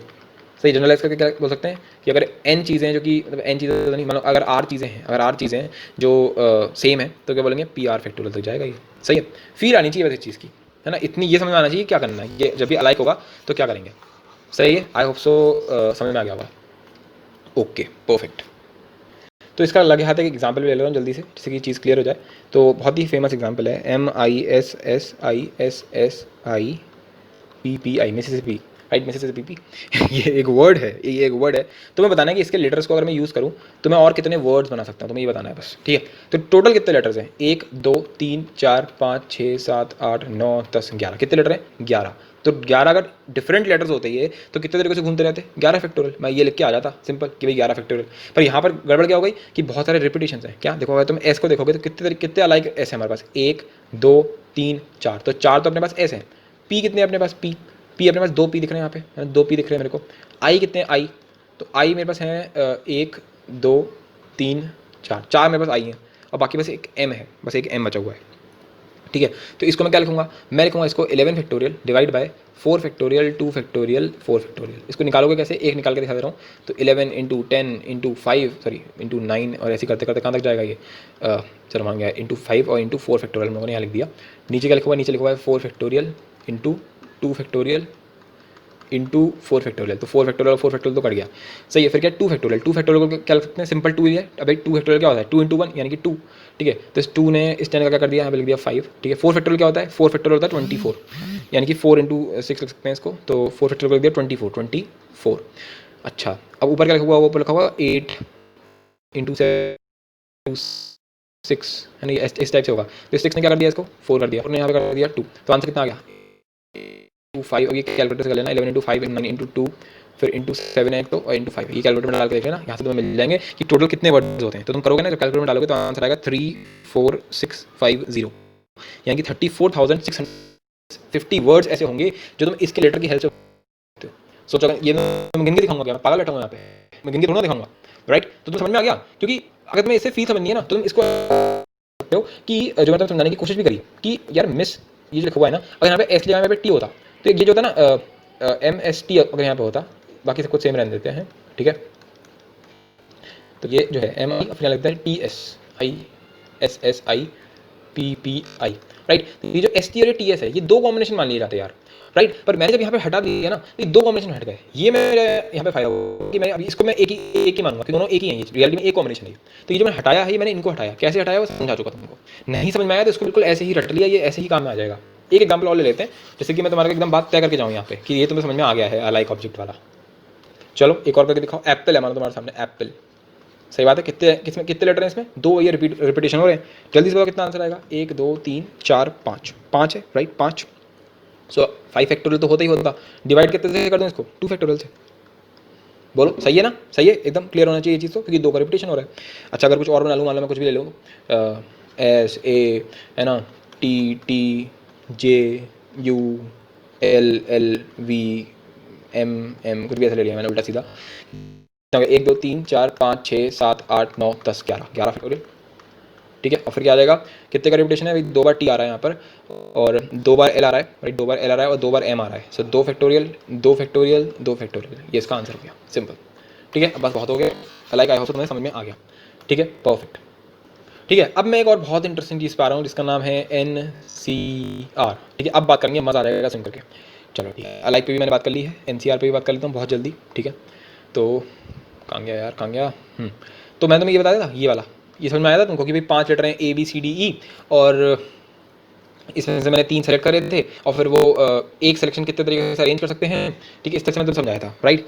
तो अब मान लेते हैं कि अगर मेरे पास n डिस्टिंक्ट चीज़ें हैं, कितनी चीज़ें हैं, n डिस्टिंक्ट चीज़ें हैं, कहाँ गए यार, हाँ, तो मेरे पास n डिस्टिंक्ट चीज़ें हैं, क्या है, n डिस्टिंक्ट चीज़ें हैं मेरे पास, उसमें से मैं कोई R चीज़ें क्या कर रहा हूँ, इस बार सेलेक्ट कर रहा हूँ, क्या कर रहा हूँ, सिर्फ सेलेक्ट कर रहा हूँ, सेलेक्ट करा मैंने सिंपल। जैसे मन में क्या रखा कि मेरे पास 5 लेटर्स थे ABCDE, राइट। इसमें से मैंने 3 चूज़ किए थे, क्या कर रहे थे, 3 चूज़ किए थे या फिर 3 सेलेक्ट किए थे, कितने तरीके से आंसर आया था मेरा, 10 सेलेक्शन थे टोटल, राइट, परफेक्ट, बहुत ही बढ़िया, ओके।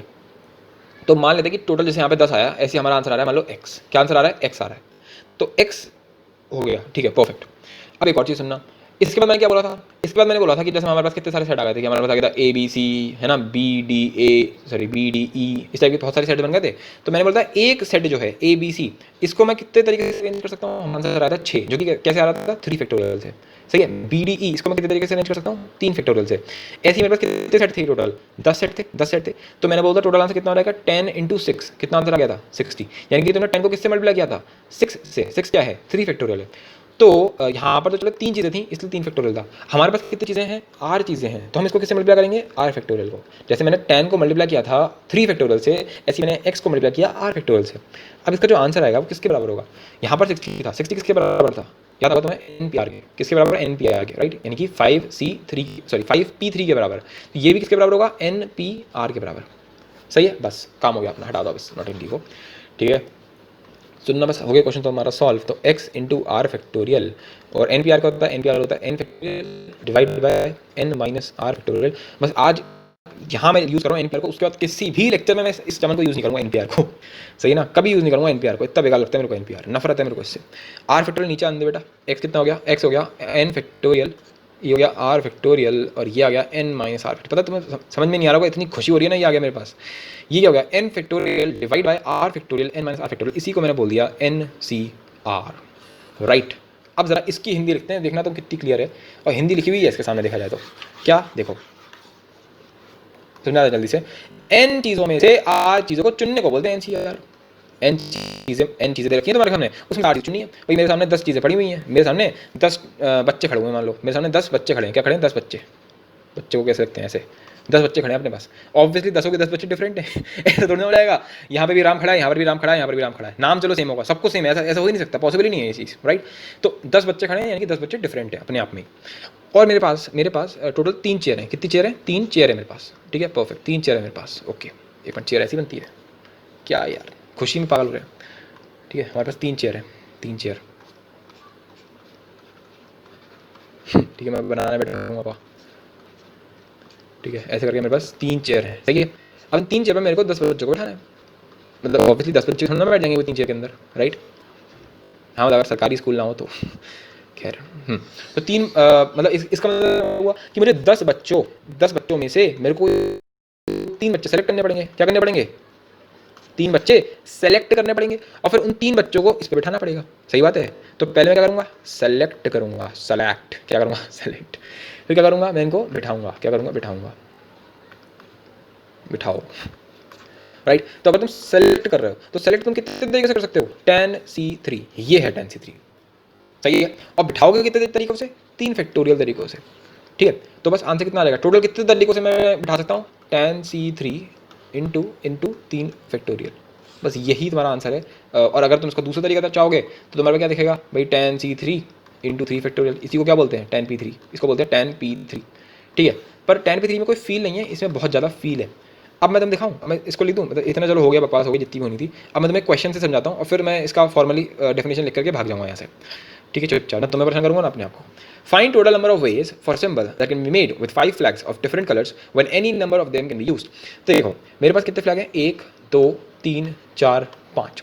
अगर मैं एक सिंबल बना रहा हूँ, क्या बना रहा हूँ, एक सिंबल बना रहा हूँ, तो एक सिंबल कितने तरीकों से बन सकता हूँ भाई, मैं 1 फ्लैग को लेकर के एक सिंबल बना लूँ, मैं 2 फ्लैग लेकर के एक सिंबल बना लूँ, मैं 3 फ्लैग लेकर के सिंबल बना लूँ, मैं 4 फ्लैग लेकर के सिंबल बना लूँ, या फिर मैं 5 फ्लैग लेकर के सिंबल बना लूँ। अगर मेरे को 1 फ्लैग लेकर के सिंबल बनाना है तो ये तो बहुत ही सिंपल चीज़ है भाई, 5 में से पहले कोई 1 फ्लैग चुन ले, कोई भी चुन ले, तो एक तेरा मन है, तो मैंने कितने तरीके से चुन सकता है, 5C1, है ना भाई, 5 फ्लैग में से कोई एक चुनना है, कितने तरीकों से, 5C1, राइट। और फिर जब तुमने चुन लिया, अब इनको अरेंज कर दो, सो 1 फैक्टोरियल। बोलो क्या करा है मैंने, ऐसे मान ले 5 बच्चे खड़े तेरे सामने, उसमें से तूने एक बच्चा चुना, कितने तरीके से, 5C1 तरीके से, और तेरे सामने जो एक चेयर थी उस पर एक ही बच्चे को बिठाना है, तो ए फैक्टोरियल, सिंपल। अच्छा फिर क्या है, फिर अब मैं 2 फ्लैग लेकर के चलूंगा, ये तो मैंने लिया जब मैं 1 फ्लैग लेकर चल रहा था, 1 फ्लैग। अब मैं ले रहा हूँ जब मैं 2 फ्लैग्स को लेकर के अपना सिंबल बनाने वाला हूँ, तो अब मेरे सामने फिर से 5 बच्चे खड़े हुए हैं, उसमें से मैंने 2 बच्चे चुन लिए, कितने तरीके से, 5C2 तरीके से, सही है। समझना, बच्चे वाला एग्जाम्पल बड़ा अच्छा लगता है कि बच्चे सब कुछ लगते हैं। 5 बच्चों में से 2 बच्चे चुनने हैं, तो 5C2। फिर 2 चेयर रखी हैं तुम्हारे सामने, सही है, तो 2 चेयरों पे 2 बच्चों को बिठाने के कितने तरीके, 2 फैक्टोरियल, 2 फैक्टोरियल, सिंपल, सही है, परफेक्ट। अब मैं लेने वाला हूँ 3 फ्लैग, अगर मैंने 3 फ्लैग ले लिए तो फिर वही 5 बच्चों में से 3 चुन ले, कितने आ गया, 5C3। फिर इन 3 बच्चों को 3 चेयर पर बिठाने के कितने तरीके, 3 फैक्टोरियल, सही है। फिर आ जाओ 4 फ्लैग बना लेते हैं। 4 फ्लैग के तरीके से बन जाएंगे भाई, 5 में से 4 चुन लो, 5C4, फिर क्या रहेगा 4 फैक्टोरियल, राइट, प्लस 5 हो के 5 फ्लैग ले लिए। ये तो बहुत ही सिंपल एग्जाम्पल हो गया। तो 5 फ्लैग अगर तुमने उठा लिए तो 5 बच्चों में से 5 के 5 को उठाना है, तो 5C5 इंटू 5 बच्चे हैं और 5 चेयर हैं, तो 5 फैक्टोरियल। सही। अब जरा इनकी मैं वैल्यूज भी लिखना चाहूँगा क्योंकि बहुत ही सिंपल सी चीज़ है। 5C1 क्या होता है? सो 5C1 आएगा तुम्हारे पास 5 फैक्टोरियल डिवाइड बाय, है ना, अभी तो मैं बताता हूँ क्या है कि नहीं। 5 फैक्टोरियल डिवाइड बाय, तो मैं याद आ गया ना, NCR क्या होता है? NCR होता है n factorial divide bye r factorial, है ना। पहले इसका फैक्टोरियल लिख लो, फिर नीचे वाले का फैक्टोरियल लिख लो, और फिर इन दोनों के माइनस का, सो n माइनस r का फैक्टोरियल। ठीक है, सुनना मेरी बात। 5 फैक्टोरियल है, सो 5 factorial divide bye 1 factorial divide bye 1 factorial, और फिर क्या आएगा 4 फैक्टोरियल, सही है, इंटू 1 फैक्टोरियल, प्लस देखो फिर क्या आएगा 5C2 में क्या आएगा 5 factorial divide bye 2 factorial into 3 factorial, फिर यहाँ पे आएगा 2 फैक्टोरियल, सही है। फिर क्या 5C3, तो 5C3 को क्या लिखा गया है 5C3, यानी कि 5 फैक्टोरियल डिवाइड बाय 3 फैक्टोरियल, फिर क्या आएगा 2 फैक्टोरियल इंटू 3 फैक्टोरियल, सही है। एंड इसका भी 4 का भी ऐसे निकाल लेना और 5 का भी ऐसे निकल जाएगा, सही है, ओके, ठीक है। अब यहाँ देखो ये 1 फैक्टोरियल तो खत्म हो गया। 5 फैक्टोरियल बाय 4 फैक्टोरियल होता है 5। ये तो कॉमन सेंस था क्योंकि एक ब्लैक अगर तुम देखोगे तो 5 तरीके होते हैं उस चीज़ के, ठीक है। अच्छा, फिर क्या 5 factorial divide bye 2 factorial 3 factorial into 2 factorial, ये और ये कट गया, क्या बच गया सिंपल सा 5 फैक्टोरियल डिवाइड बाय 3 फैक्टोरियल, ठीक है। फिर क्या अपने पास, फिर अपने पास है 5 फैक्टोरियल, ये 3 फैक्टोरियल कट गया, तो हमारे पास क्या आ गया 5 फैक्टोरियल डिवाइड बाय 2 फैक्टोरियल, ठीक है। सिमिलरली तुम इधर देखोगे 5C4 इंटू 4 फैक्टोरियल, तो तुम्हारे पास आएगा 5 फैक्टोरियल डिवाइड बाय 1 फैक्टोरियल। और जब तुम इस वाले केस को देखोगे तो तुम्हारे पास आएगा 5 फैक्टोरियल डिवाइड बाय 0 फैक्टोरियल, ठीक है। अब हमें इन सबकी वैल्यूज ऑलरेडी आती हैं, ठीक है। इस वाले केस में क्या आ रहा था ना, इस वाले केस में होता 5 फैक्टोरियल डिवाइड बाय 4 फैक्टोरियल, ये हो रहा था। अब जरा सोच के देखो ये क्या लिखा हुआ है, ये 5 फैक्टोरियल बाय 4 फैक्टोरियल, इसी को बोलते हैं 5P4, सही है। इसको बोलते हैं 5P2, एक सेकंड सॉरी इसको बोलते हैं 5P1, P4 बोल दिया मैंने जोश में आके। इसको बोलते हैं 5P1, इसको बोलते हैं 5P3, इसको बोलते हैं 5P4, इसको बोलते हैं 5P5। तो ये जो चीज़ लिखी है ये है बस मैथमेटिकली, ठीक है। तो इसलिए मुझे तरीका लगता है भाई याद, क्योंकि तो कोई इसमें फील नहीं है, और ये तुम्हें बहुत सारी बुकों में दिखेगा, क्योंकि सिंपल क्वेश्चन में तो तुम्हें लगेगा ये तरीका ज़्यादा डायरेक्ट है, पर जब मैं तुम्हें टफ क्वेश्चन लेकर जाऊँगा ना, और फिर तुम जरा इसमें NPR लगा के दिखाना मेरे को, तब बात करेंगे तुमसे, सही है। तो तुम सिर्फ और सिर्फ यही तरीका यूज़ करोगे, वरना तुम मेरा छोड़ के किसी और टीचर का पढ़ लो, मैं भी बोल रहा हूँ तुमसे, क्योंकि मैं तो ये तरीका यूज़ करने वाला हूँ। कौन सा तरीका? NCR वाला तरीका, ठीक है, परफेक्ट। आई होप सो समझ में आने लग गया होगा कि क्या बातें हो रही हैं यहाँ पे, ठीक है। तो ये करना है। अब एक और काम करते हैं, थोड़ा बहुत इसमें चीज़ें को समझ सकते हैं हम लोग कि NCR मतलब NCR वाली, कि एक तो ये कि NPR जो है उसी को ही मैंने क्या बोल दिया, सिंपल सा भाई साहब, पहले NCR इंटू R फैक्टोरियल, ठीक है। अब यहीं पे लिख लो N डिस्टिंक्ट यानी कि डिफरेंट चीज़ों में से R चीज़ सेलेक्ट करो, R चीज़ें सेलेक्ट करो, ठीक है। कितने तरीके से हो जाएगा? NCR तरीके से, सही है। फिर क्या लिख दिया? फिर ठीक है, जो मल्टीप्लाई है ये होता है फिर R फैक्टोरियल। अब R फैक्टोरियल की बात कर लेते हैं, और उनको अरेंज करो, फिर उन R चीज़ों को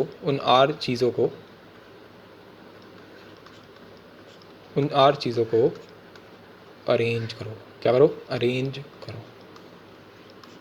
सही है। बस ये जो जिसको ये आता है ना यार, ये जो मैंने लिख रखा है ये मंत्रा। जो लोग सालों PNC पढ़ते हैं उनको जाके ये बात दिखती है बहुत बाद में कि अच्छा ये हो रहा था इसके अंदर, कि N डिस्टिंक्ट चीज़ों में से R चीज़ें सेलेक्ट करो, उसको बोलते हैं NCR। फिर उन R चीज़ों को अरेंज करो, इस पूरे प्रोसेस को बोलते हैं NPR, जिससे हमें घंटा फर्क नहीं पड़ता, क्योंकि हम तो सीधे यही लगा देंगे, छुट्टी हो जाएगी हमारी, राइट है, ओके। अब मैं इसको दिखा देता हूँ। NPR को क्या लिख दिया हम लोगों ने? N factorial divide by N minus R का फैक्टोरियल, ठीक है, जो हमारे किसी काम का नहीं है। फिर NCR को हमने क्या बोला गया? ये आ रहा है NCR, ठीक है। फिर number of ways to select R things from N different things, क्या आंसर आएगा? NCR। क्या आंसर आ रहा है? NCR, सही है, कि भाई N डिफरेंट चीज़ों में से R चीज़ें क्या करनी है? सेलेक्ट करनी है, क्या करनी है? सेलेक्ट करनी है। अच्छा, फिर क्या लिखा है? Number of ways to select R things from N similar things. Similar लिखा है, सिमिलर मतलब सेम, मतलब कि भाई साहब N चीज़ें सेम है। कितने तरीके से? अबे एक तरीका है सिर्फ, भाई अगर तुम्हारे पास 10 चीज़ें हैं जो कि सेम है, ए भाई याद 1 2 3 4 5 6 7 8 9 सेम चीज़ें लिखी हैं एकदम, उसमें से तुमने कोई 4 चीज़ें चुन ली, तो तुमने क्या पहाड़ तोड़ लिया? कोई भी 4 चुन ले, ये चुन ली, या फिर तुम ये चुन लो, या फिर इनमें से कोई 4 चुन लो। अरे चुनो तो, हर बार चुन तो सेम ही चीज़ रहे हो ना, सही बात है ना एकदम, उससे कोई फर्क नहीं पड़ रहा। सही है ना, इसमें कोई कॉम्बिनेशन नहीं है। तो एक ही तरीका है बस ये काम करने के लिए, अगर सब के सब सेम है। फिर क्या, number of ways to arrange n things in a row, या फिर n बॉक्सेस n फैक्टोरियल। ये समझे? अरे इतनी देर से ये तो समझा रहे हैं तुमको कि A B C ये 3 चीज़ें अरेंज करने के कितने तरीके हैं, 3 फैक्टोरियल। कैसे भाई, n चीज़ों को n बॉक्सेस में करने का तरीका है भाई साहब, है ना। n चीज़ों को n बॉक्सेस में ही डालना है तो n फैक्टोरियल आएगा। जैसे कि अगर 4 चीज़ें हैं और उनको 4 बॉक्सेस में डालना है तो पहले डिब्बे के पास कितने ऑप्शन, 4, फिर इसके पास कितने ऑप्शन, 3, फिर इसके पास कितने, 2, फिर इसके पास कितने, 1, यानी कि 4 फैक्टोरियल। तो अगर n चीज़ें हैं उनको n डिब्बों में डालना है तो n factorial is the right answer. n factorial is the right answer, जो हम लोग पढ़ रहे थे टाइम से। How many ways to arrange R things out of n different things, ये है तुम्हारा NPR। ये मेरे को भी नहीं आया, तुम्हें भी नहीं आता, बता दो इसको। तुम देख रहे हो इंग्लिश ज़्यादा टफ है, हिंदी कितनी सिंपल थी, राइट। मतलब हमारी हिंदी कितनी सिंपल सी है कि यार एंड, और पता है हिंदी ही है। अगर तुमसे कोई तुम सोच रहे हो कि इंग्लिश बहुत टफ है, टेंशन मत लो उसकी। क्वेश्चन जो होगा वो हमेशा फील पर काम करने वाला है, फील पर।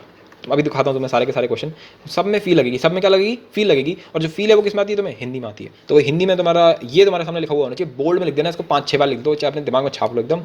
एंड डिस्टिंक्ट चीज़ों में से आर चीज़ें सेलेक्ट करेंगे पहले, फिर उन आर चीज़ों को वो कर देंगे, क्या कर देंगे, उनको अरेंज कर देंगे।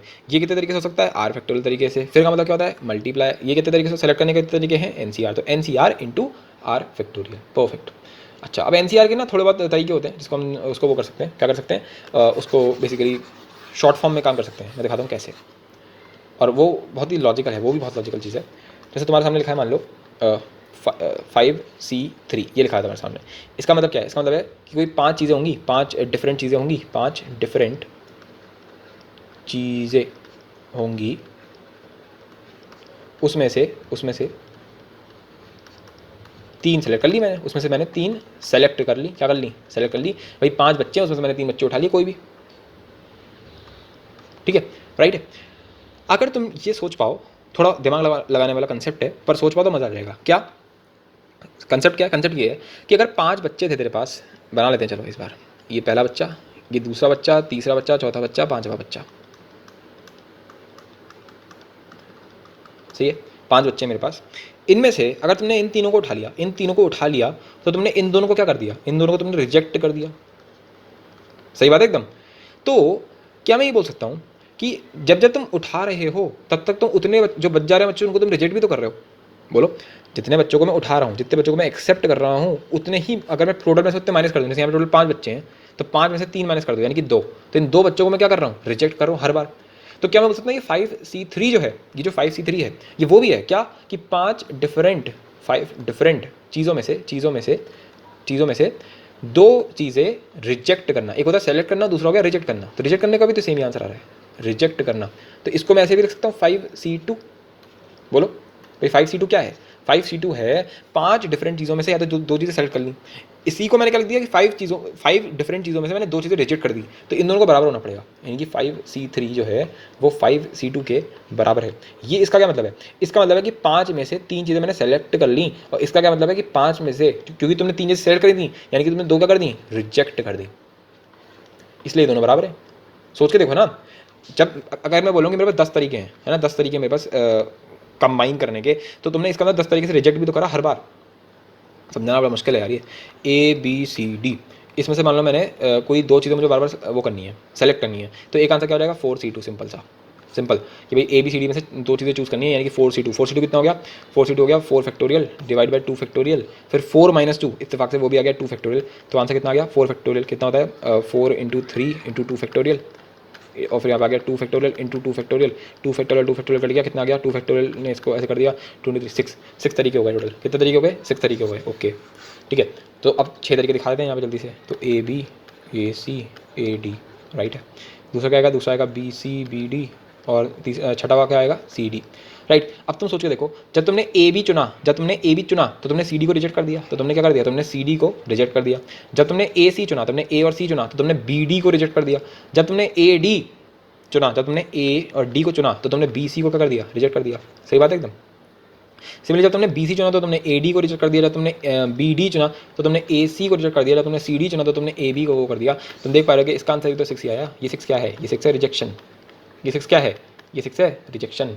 और ये क्या है, ये क्या है, ये है एक्सेप्टेंस। क्या है ये, एक्सेप्टेंस। राइट। पर यहाँ पे भी एक ट्विस्ट क्या बन गया कि ये क्या है, ये भी है 4c2 और ये भी है क्या 4c2। पर मैं तुम्हें एक और तरीका दिखाता हूँ, तो मैं इससे एकदम 100% क्लियर हो जाएगा एकदम। I am guarantee, I can guarantee on that particular front. तो मेरे पास आपकी बारे में 5 चीज़ें A B C D और E। मेरे साथ रहना, तुम समझ जाओगे, फील देना अपना काम है, ठीक है। तो इन 5 चीज़ों में से मैं 3 चीज़ें चुन रहा हूँ। क्या कर रहा हूँ मैं? 3 चीज़ें चुन रहा हूँ। तो अगर तुम 3 चीज़ें चुनोगे तो क्या आंसर आएगा? 5 फैक्टोरियल डिवाइड बाय 3 फैक्टोरियल, और यहाँ पे आएगा 5 - 3। 5 - 3 कितना होता है? 2 फैक्टोरियल। तो आंसर कितना आ जाएगा? आंसर आ जाएगा हमारे पास, एक रुक जाओ, मैं जल्दी पहले शॉर्टकट बता रहा हूँ, मैं बोर जाऊँगा मैं भी, एक मिनट रुक जाओ। हाँ, तो अगर तुम्हारे पास है NCR, राइट, तो एक मिनट रुक जाओ, पहले ऐसे समझा देते हैं। tan C2 है तुम्हारे सामने, तो इसको लिख सकते हैं tan × 9 × 8 × 7 × 6 × 5 × 4 × 3 × 2 × 1 डिवाइड बाय 2 फैक्टोरियल। यही तो करते हो। और फिर क्या करते हो? फिर करते हो 10 - 2 × 8 फैक्टोरियल। सही बात है एकदम। अब तुम सोचो, देखो 8 × 7 × 6 × 5 ये सब चीज़ क्या लिखी हुई है? ये क्या लिखा हुआ है? ये तो 8 फैक्टोरियल ही लिखा हुआ है। तो इस 8 फैक्टोरियल को मैं इस पूरे को सीधे माइनस कर सकता हूँ। तो क्या आंसर आ रहा है? आंसर आ रहा है 10 × 9 डिवाइड बाय 2 फैक्टोरियल। इसी चीज़ को मैंने अपनी ट्रिक बना ली। क्या बना ली? ट्रिक बना ली। ये सबको पता है वैसे तो ऐसी कोई महान ट्रिक है नहीं, पर सबको पता है रियलिटी में। क्या करा मैंने? देखो यहाँ पे लिखा है 10, यहाँ लिखा है 2। तो इस 10 को बस 2 बार खोलो, तो क्या आएगा? 10 × 9। इसके आगे नहीं खोलना है, बस 2 बार खोला और फिर जो नीचे लिखा है उसी से डिवाइड कर दिया। मतलब जैसे यहाँ लिखा है 5C, मान लो लिखा है 3 फैक्टर, सिर्फ 3 लिखा है 5C3। तो पहले तो 3 फैक्टोरियल लिखो डिनोमीटर में, फिर 5 को 3 बार खोलो। तो 5 को 3 बार खोल दो, 3 बार खोल दो मतलब 5, फिर × 4 और × 3। अब यहीं रुक जाओ, मैंने 3 बार खोल दिया, काम हो गया। क्यों? ऐसा क्यों हुआ? देखो कैसे हुआ भाई। 5C3 क्या होता है? 5C3 होता है 5 factorial divide bye 2 factorial × 3 factorial. 3 factorial यहीं रहने दो। 5 को मैं लिख सकता हूँ 5 × 4 × 3 और क्या आएगा? 2 फैक्टोरियल। तो 2 फैक्टोरियल और 2 फैक्टोरियल कट गया, क्या रहेगा? सिंपल सा 5 4 3। तो ये मेरी ट्रिक बन गई। ये तुम यहाँ से भी कर सकते हो भाई। NCR क्या होता है? NCR होता है n × n - 1 × n - 2 and so on till 1, right. Divide by नीचे क्या आएगा? नीचे आएगा r फैक्टोरियल और क्या आएगा? n - r का फैक्टोरियल, राइट। तो यहाँ पे बीच में हमको पता है कि यहाँ पे कुछ ऐसा भी आता है n - r+1, ठीक है, × n - r का फैक्टोरियल। तो वही उसी को मैंने यहाँ पे डिवाइड कर दिया। तो ऊपर देखो n से लेकर के n - r+1 तक और नीचे r फैक्टोरियल। मुझे पता है तुम्हें समझ में नहीं आया होगा और मैं समझाने की कोशिश भी नहीं कर रहा हूँ। क्यों नहीं कर रहा? टाइम वेस्ट करने का मन है नहीं मेरा। बाइनोमियल थ्योरम में कर लेंगे ये सब चीज़ें। अभी के लिए तुम बस ट्रिक समझ लो। एकदम से तुमसे बोल दूँ, मानो 27C2 बता क्या होगा कि 27 चीज़ें हैं, 27 बच्चे हैं, उनमें से 2 बच्चे चुनने तेरे को। तो तुम क्या करोगे? तुम लिख दोगे सीधे सीधे 27 × 26 डिवाइड बाय 2 फैक्टोरियल, यानी कि कितना आ गया? 27 × 26 डिवाइड बाय 2 यानी कि × 13। तो कैलकुलेट कर लेना, 27 × 13 इज द आंसर। इतने तरीकों से मैं 27 बच्चों में से 2 बच्चे चुन सकता हूँ।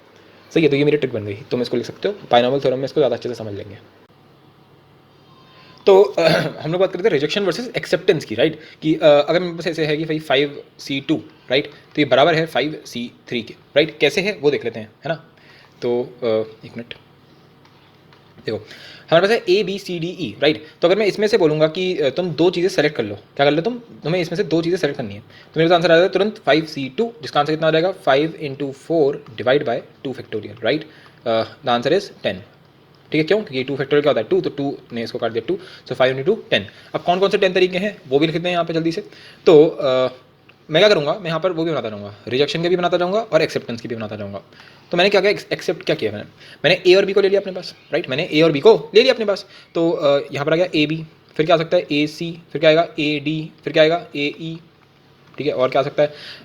और आएगा BC, BD, BE, CD, CE, ठीक है। और क्या आएगा? DE, ठीक है। ये हो गया 3 और 3 6 और 4 10 तरीके हो गए। अब देखना, मैंने जब AB सेलेक्ट किया तो मैंने CDE को क्या कर दिया? रिजेक्ट कर दिया, राइट। CDE को मैंने रिजेक्ट कर दिया। जब मैंने AC को लिया, AC को जब मैंने ले लिया तो मैंने BDE को क्या कर दिया? रिजेक्ट कर दिया। तुम समझ पा रहे होगे कि रिजेक्शन, अगर मैंने AD ले लूँ तो AD के लिए क्या आने वाला है? BCE, AE के लिए क्या आएगा? BCD, BC के लिए क्या आएगा? ADE, BD के लिए आएगा BD के लिए आएगा, BD के लिए एक हमने ये तीनों ले लिया अभी तक। हाँ जी, BD के लिए क्या आएगा? ACE, right. फिर क्या है हमारे पास? फिर है BE के लिए क्या आएगा? B के लिए आएगा ACD, ठीक है। फिर है CD, तो CD के लिए क्या आने वाला है? CD के लिए आएगा ABE। फिर क्या है? CE के लिए आएगा ABD और फिर है हमारे पास DE के लिए आएगा हमारे पास ABC। तुम देख पा रहे हो टोटल कितने तरीके हो गए? ये भी तो 10 ही हो गए और ये भी कितने हैं? ये भी 10 हो गए। अगर मैं सिर्फ इनकी बात करूँगा, ये जो चीज़ लिखी हुई है ये क्या लिखा हुआ है? ये अगर इनको छोड़ दो, अब मैं इनको हटा दे रहा हूँ, अब मैं सिर्फ इंडिपेंडेंट इसी की बात कर रहा हूँ। ये रिजेक्शन सब छोड़ दो तुम। ये क्या लिखा हुआ है? ये क्या लिखा हुआ है? ये लिखा हुआ है कि 5 चीज़ों में से अगर मैं 3 चीज़ें चूज़ कर लूँ, चूज़ कर लूँ तो मेरे को यही तो मिलेगा। तो इस चीज़ को मैंने क्या लिखा? इस चीज़ को मैंने लिखा है 5C3, सही है। और मैंने इस चीज़ को क्या लिख रखा है, इस चीज़ को मैंने लिख रखा है 5C2, राइट। तो ये दोनों क्या हो गए, बराबर हो गए। अब समझ में आया कि एक्सेप्टेंस, मतलब जितने मैंने एक्सेप्ट करे और लगे हाथ जितने मैं रिजेक्ट कर रहा हूँ उनका हमेशा सेम आने वाला है। इसलिए हम बोलते हैं कि 5C2 जो है वो 5C3 के बराबर होगा। बल्कि अगर तुम्हें ये लॉजिक समझ में आ गया तो मैं इसको जनरलाइज कर सकता हूँ। कैसे, देखो, अगर मैं n में से मतलब n में से r चीज़ें क्या कर रहा हूँ, सेलेक्ट कर रहा हूँ, तो मैं n में से कितनी चीज़ें रिजेक्ट कर रहा हूँ। सोच के देखो, अगर 5 चीज़ें थी उसमें से तुम 2 चीज़ें एक्सेप्ट कर रहे थे तो तुम 3 चीज़ें रिजेक्ट कर रहे थे हर बार, यानी कि तुम n - r इतनी चीज़ें क्या करोगे, हर बार रिजेक्ट कर रहे होगे। तो ये तुम्हारा एक बढ़िया करके फॉर्मूला बन गया। फॉर एग्जाम्पल भाई 5C1 किसके बराबर होगा, 5C1 ये बराबर होगा 5C4 के। ये समझ में आ गया, देखो ना, 5 - 1 4 आ गया यहाँ पे। अगर मैं लिख दूंगा 5C3 तो 5C3 किसके बराबर होगा, 5C2 के। अगर मैं लिख दूंगा 5C0 तो 5C0 किसके बराबर होगा, 5 - 0 यानी कि 5 - 0 यानी कि 5, तो 5C5। अब यहाँ पे आई होप सो चीज़ तुम्हें समझ में आ गई होगी। अब एक चीज़ और दिमाग में आ रही होगी कि 5C0 का मतलब क्या है, राइट। 5C0 का क्या मतलब हुआ कि 5 में से एक भी चीज़ मैंने सेलेक्ट नहीं करी, 5 में से मैंने एक भी चीज़ सेलेक्ट नहीं करी, मैंने 0 चीज़ें सेलेक्ट करी। तो ये कितने तरीकों से हो सकता है, तुम कहोगे एक तरीके से। अरे एक बात सुनो, एक मिनट रुक जाओ, एक मिनट रुको। ये हमारे पास 5 चीज़ें हैं, इसमें से मैं एक भी चीज़ सेलेक्ट नहीं कर रहा, ठीक है।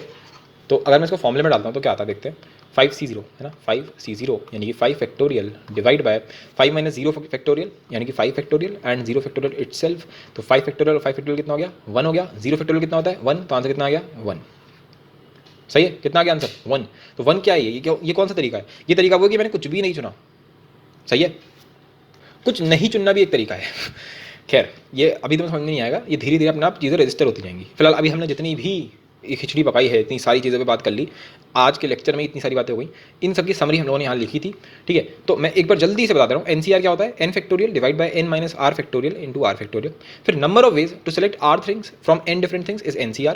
फिर number of ways to select r things from n same things, तो क्या आएगा, एक है ना, एक ही चीज़ तो है वो।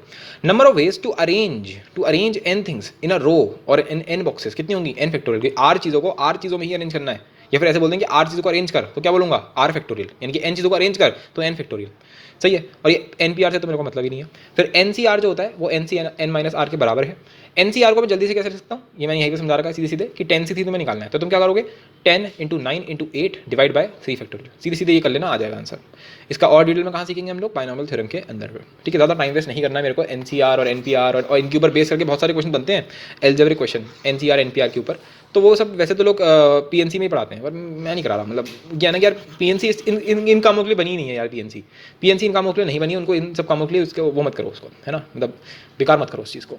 अलाइक ऑब्जेक्ट वाला हम लोग देख ही चुके हैं कि भाई अगर n चीज़ें हैं उसमें से अगर मान लो P1 चीज़ें जो हैं वो सेम है, फिर मान लो P2 चीज़ें हैं वो सेम है, P3 चीज़ें वो सेम है, मान लेते हैं, ऐसे करते करते कोई r चीज़ें हैं जो कि सेम है, तो इसका कितने तरीके से हम लोग इसको अरेंज कर सकते हैं, n factorial divide bye P1 factorial, P2 factorial, है ना, P3 factorial and so on till PR factorial. ये चीज़ हम लोग ऑलरेडी समझा चुका हूँ, बस यहाँ लिख दिया है मैंने। ये क्या है, टोटल अलाइक ऑब्जेक्ट्स का अरेंजमेंट है ये, ठीक है, टोटल अरेंजमेंट, टोटल कितने तरीकों से मैं अरेंज कर सकता हूँ उसको, है ना। इसके हम लोगों ने 2 एग्जाम्पल भी देख लिए हैं, बाकी क्वेश्चंस तो अभी करेंगे इसके ऊपर।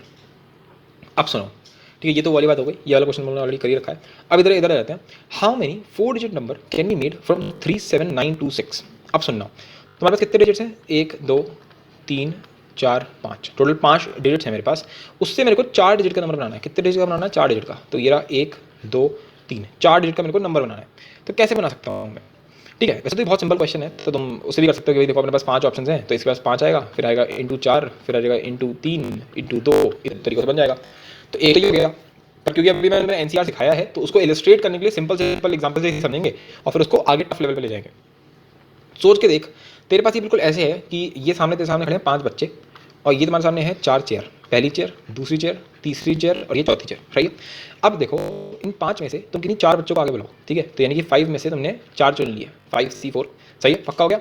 जो ये तुमने चुने, अब इनको अरेंज करने का टाइम आ चुका है, तो फिर इनको अरेंज करेंगे। अब अरेंज कैसे करेंगे भाई, 4 चीज़ों को 4 डिब्बों में अरेंज करना है, तो क्या आता है आंसर, 4 फैक्टोरियल। यही तुम्हारा फाइनल आंसर है, सही है, परफेक्ट, बहुत ही बढ़िया।